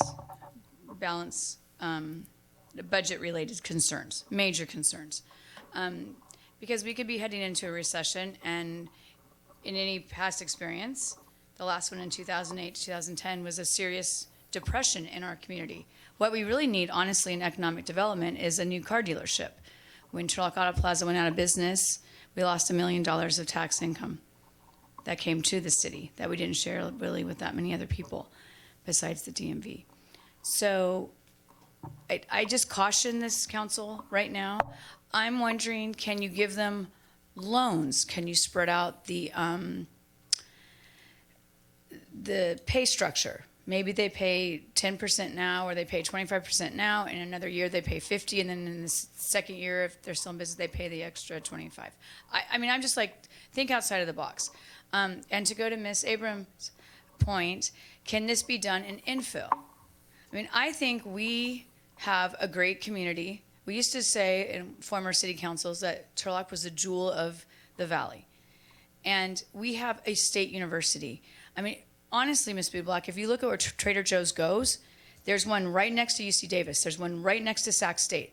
They go to college towns. We need to promote, and I think you and I can agree on this, the town-gown relationship much better. We have beautiful parks. We have a school system that offers a dual immersion program, language program. We have lots of amenities. We have youth programs. Could we have I would love to see a year-round ice skating rink, but especially when it's 110 in the summer. So there's things that we could do. These are things I've talked about, I think, for 25 years, since Hampton was our police chief. And I still call him Chief Hampton. So I just think that I would be very hesitant of just giving this to people, because I agree. We just gave $3,500 to small businesses, and yet we're giving fish fillet. That was kind of funny. Now I'm going to call it that. I call it Chick-fil-A. But, you know, we don't need to give big national chains tax write-offs or give to pay for their infrastructure needs. They should be paying half, at least half, if not that whole bill, because they have the money. So I would really caution this council into doing this right now. Anyone else wishing to speak? Okay, we will close public comment. Can you answer some of those questions? Transient occupancy I'll be happy to. tax? Let's start with the last one, because I think it was a good question how we answer this. This program itself has no impact to the general fund or its reserves whatsoever. This fund is actually coming out of the 120 fund, whereas the TOT fund, some of the TOT funds are going, is why we specifically picked that. If we were talking about going into the general fund and reserves, we'd have a totally different conversation on what this is all going to look like. So from an economic resiliency standpoint, your total operations primarily are going to be in your general fund, and we're not going there. We're not even proposing to have that conversation today. So this is, again, it's a starting point. That's why we're identifying this funding source from reserves. It impacts no current projects, no current services that we're providing. So that's a big point that I'd like to make. To start from the other conversations as far as these questions, how much TOT bring in? About 1.6, but it's spread across multiple funds. So we bring in quite a bit, but some of it goes into the general fund, some of it actually goes into this 120 program and how we deal with it. And again, it funds multiple things, parks and services and things of that nature. Not helping people. So let's think about how the general fund works. The general fund itself, there's not one department primarily, and we'll look at public safety as an example, that funds itself. How does that funding come to fruition? Sales tax and property tax primarily. Those are our big drivers in how we balance our overall budget. So when you say businesses coming in doesn't help the public, it does, because it expands our budget to be able to give the services we need to provide to the community itself. When the business community struggles, and you've seen this happen through COVID and TOT impacts, things of that nature, you can see the general fund start to struggle, and we start to cut overall services. Because we have a healthy reserve, we can manage that and take a look, forecast it out. But we're not talking about the general fund in today's nature. We're talking about an outside funding source and reserves. They're currently not been identified for any other project. Okay. Roadhouse project.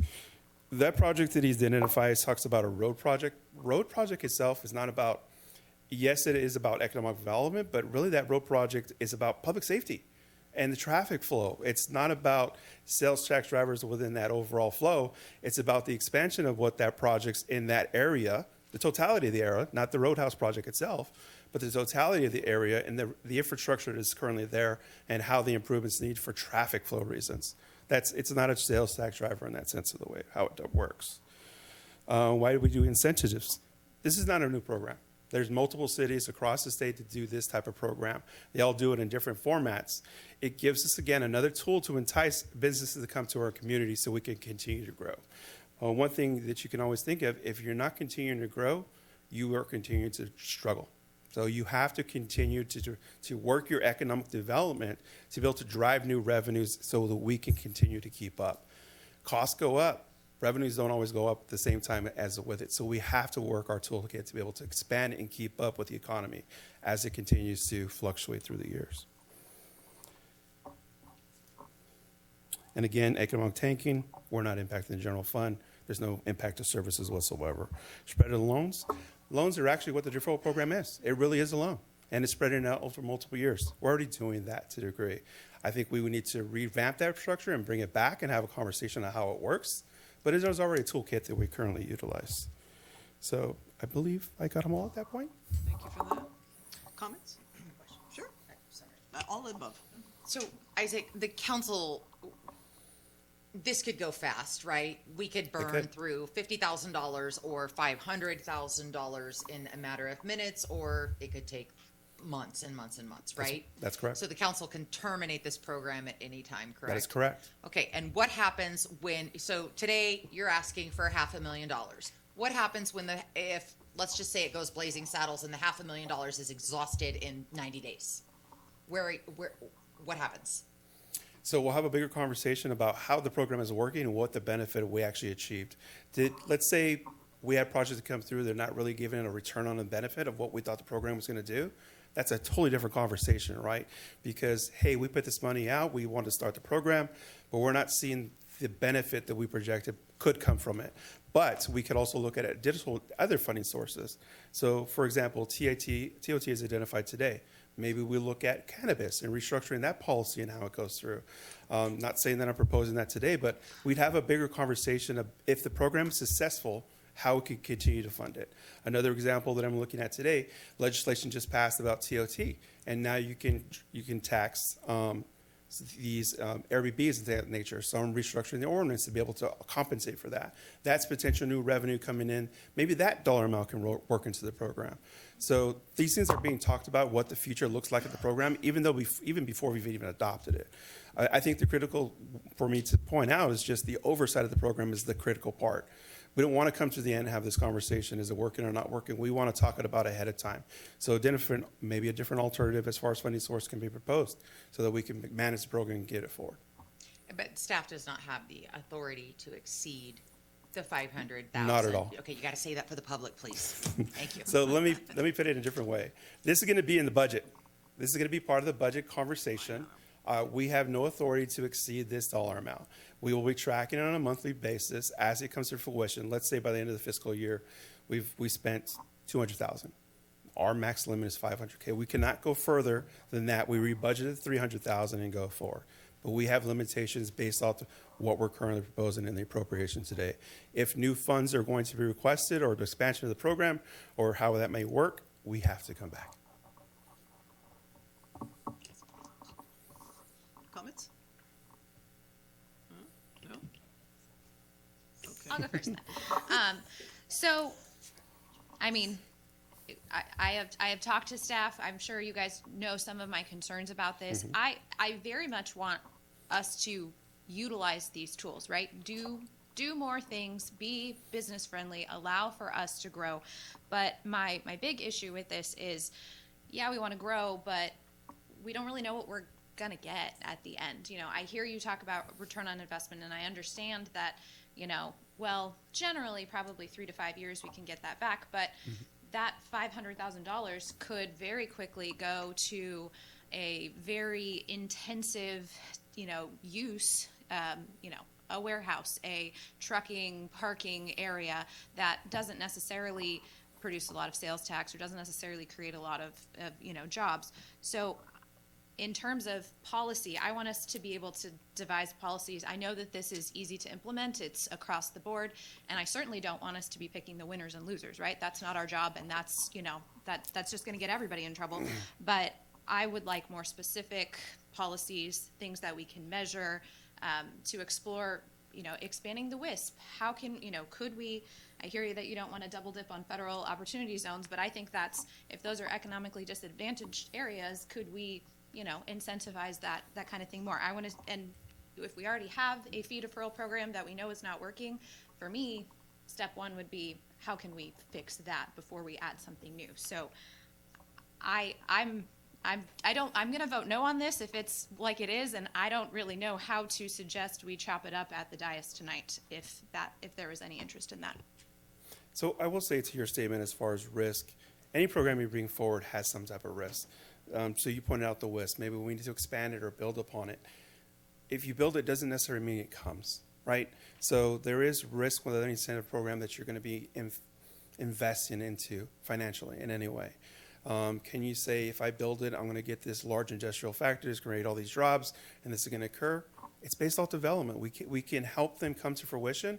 We can have those conversations, but at the end of the day, they have to be able to pull the trigger themselves, and it has to financially make sense in that sense of the way. So, I agree with you, and I just want to add on to that like all of our fees are predicated on all of these different infrastructure things that we have to do. So if we can make the infrastructure improvements in today's dollars, that could lower the fees and, reduce the costs for people later. So I agree with you, and I'm yes-anding you. yeah. So unfortunately, we do have, no disrespect to anybody, we do have a reputation as not being business friendly, and people build around us. And so incentivizing at what even Mr. Gebelin has said is not a big amount of money in terms of building anything in this place, right? So we're talking about $500,000, and we can see what's going on with it. I think that the force of multiplying is that you want something that is going to bring you more jobs, more economy, so that we can have better services for our public. But at the same time, if somebody in downtown wants it, they have not only the opportunity zone, but they can do that as well. I mean, I am presuming, and Mr. Hampton, tell me if I'm wrong, that we're going to have our economic development director like hand in hand looking out to find business to bring here with that incentivization, so that we're actually making it work, as opposed to just put it out and wait for somebody to call. Am I wrong? No, you're not wrong. Open for business. Yeah, I mean, we're taking TOT and reinvesting it for our future, is essentially what we're talking about. We're using TOT obviously now to sustain some of the operations of Parks and Rec and sports fields and so on and so forth. But what's being presented to you is really a direct incentive for someone to build a structure here, and obviously anything inside that structure that's mechanized is going to get state taxes on it that we get a piece of. The property becomes more valuable because it's no longer just a strip of land. Now it's got a $25 million facility sitting on it. Equipment tax. So the equipment taxes, I mean, it goes on and on and on. I think the question is, though, if you have and I hear you loud and clear, council member, if you have a developer who comes in and wants to develop a quarter-mile long dry warehouse, I'm not sure that pencils out for us.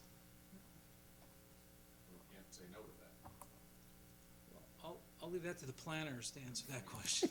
We can't say no to the. If they qualify, they qualify, correct? If they qualify, they qualify. Unless we take it out Again, before you we could vote. take that category out, right, to reduce your risk factor that we're discussing here. And that's the only way you can kind of get around how the program structure stays intact overall and fair. Would that help for you to pull that out, and What specific category are we talking lift it about up. here? Yeah, scroll up just a smidge. Yeah, a little larger, please, for the old people up here. So we don't need to see residential, because that's That's not it, even part at of the the bottom. conversation right now, right? So keep going, stop. industrial, there you go.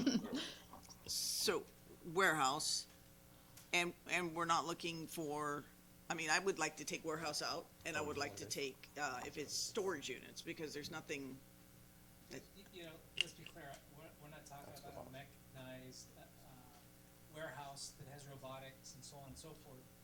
That could be beneficial to the city, not only in jobs, but, in taxable equipment and so on and so forth. What I was talking about was just a simple drive-in warehouse that is a quarter of a mile long. I'm sure if you drive up to 120, 205 corridor, I won't name the city, that's what you see. But the warehouses in Patterson are bringing crazy amount of retail, and money. I mean, their revenues. And skyrocket. yes, I agree with both of you that, like, I mean, we don't know. We don't know what kind of warehouse it's gonna be. You don't know, and that's my whole problem with this. So I wish I had suggestions on how we could cut this up. Gotcha. Well, what is the will then? Motion to approve. Okay, we have a motion. I'll give it a second. Call the roll, please. Councilmember Abram? No. Councilmember Bixel? Yes. Vice Mayor Manoz? No. Councilmember Phillips? Yes. Mayor Bublak? Yes, it passes on a 3-2. Thank you, Mr. Marino. As soon as you, sling any of that money out, let us know. We want to know I what's will. going on. Thank you. Mr. Mayor, this is obviously after the fact, but this obviously, there's no retro come and apply for it. It's upon the point when you pull the application. So, I mean, we looked at some of the stuff that's coming through and what it all looks like. And the main point I can drive to you, just because we're having conversations, doesn't mean it's come to fruition.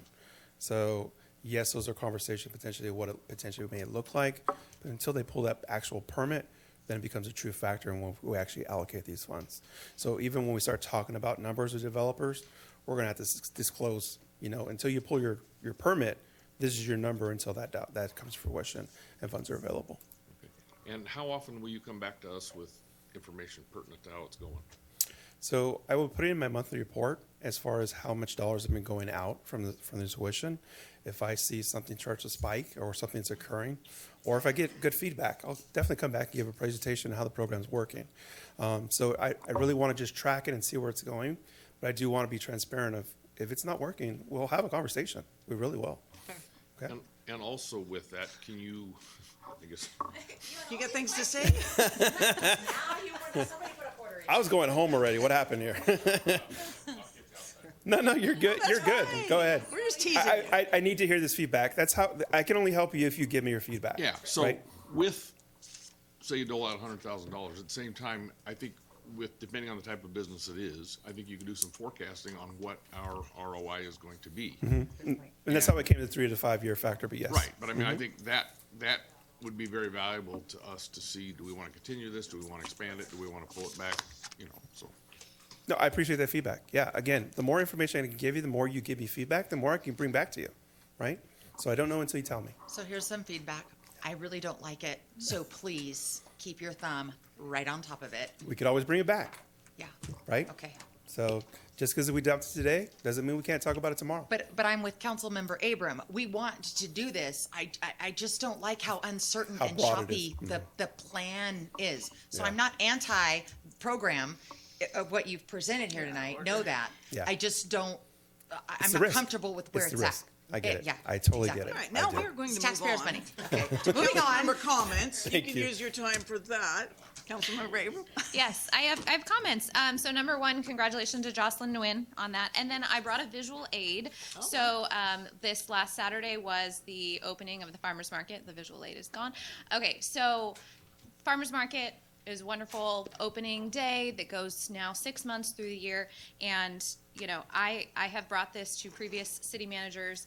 I think that with the type of events we have, there's opportunities to improve pedestrian safety, especially when it comes to, we close roads with signs that are not actually going to stop a moving vehicle. So this, what you were looking at here, this is from a picture in the wild, taking my family to San Luis Obispo at the farmer's market there. These are portable bollards. You can't see it, but on the other side there are wheels. It's basically a very large steel wedge. And so I think that this is something I would encourage the city manager to have a conversation with the pertinent departments to see how could we use this, what would it cost, because You need $500,000? I'm hoping less than that. See, I looked it up. San Luis Obispo got 36 of these in 2022 dollars at about $9,000 a pop. So they are not cheap, but they are really big steel, and they, I'm assuming, have a very long use. So, Mr. Hampton, this is my suggestion for additions. And I would also suggest that, when we talk about funding it, Measure A for a long period of time was increasing our general fund reserve. That general fund reserve is well beyond what our policy says we should have.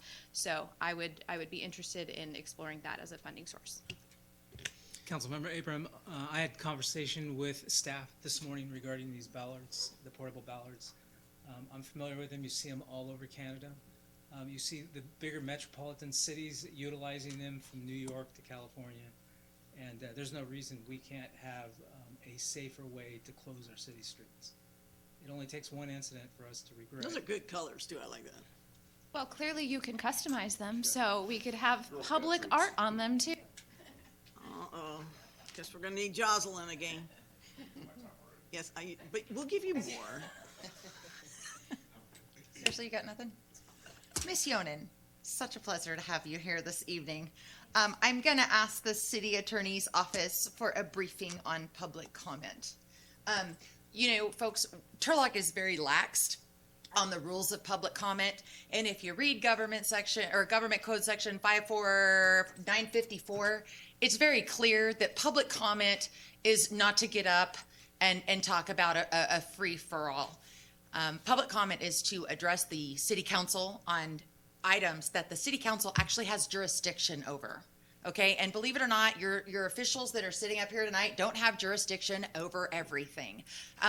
One thing that public comment lectern is not used for is electioneering.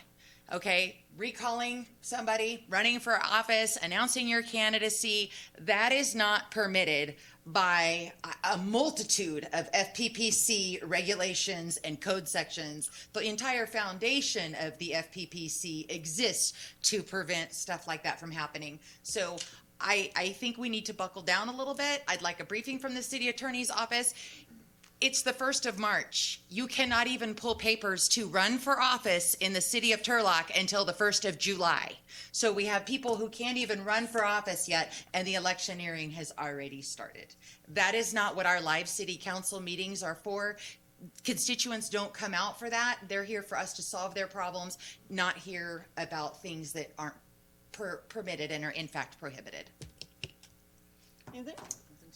All right, Councilmember Phillips and I went to Diva, so we were not at the farmer's market at Carnegie. Very nice event. The pastor started with grace, and it just seems like the people that got up to the lectern didn't hear the grace part, because you can say mean things all day if you really feel that that's necessary. But the truth be said, it just reflects on you. We can talk to you all day long and tell you what we can do and how we can help, or have our team help, but the grace is where it's got to start. And you can't keep calling people names constantly, because we are adults, and we're going to try and hold each other accountable for at least having grace.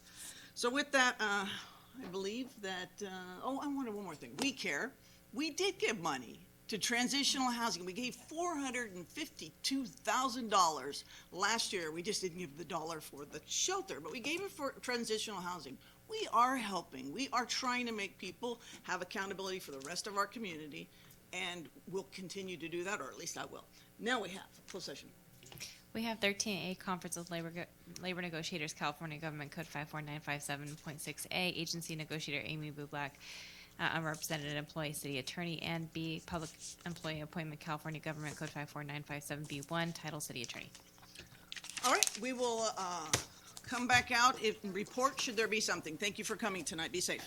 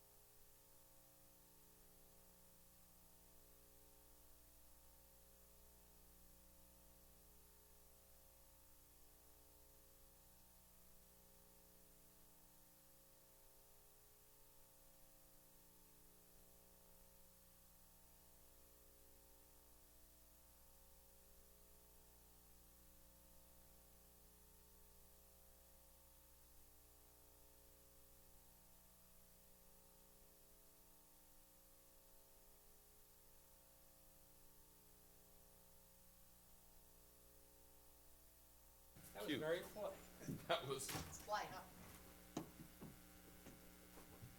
All right, we are back from closed session. There's nothing to report out. Good night. Adjourned.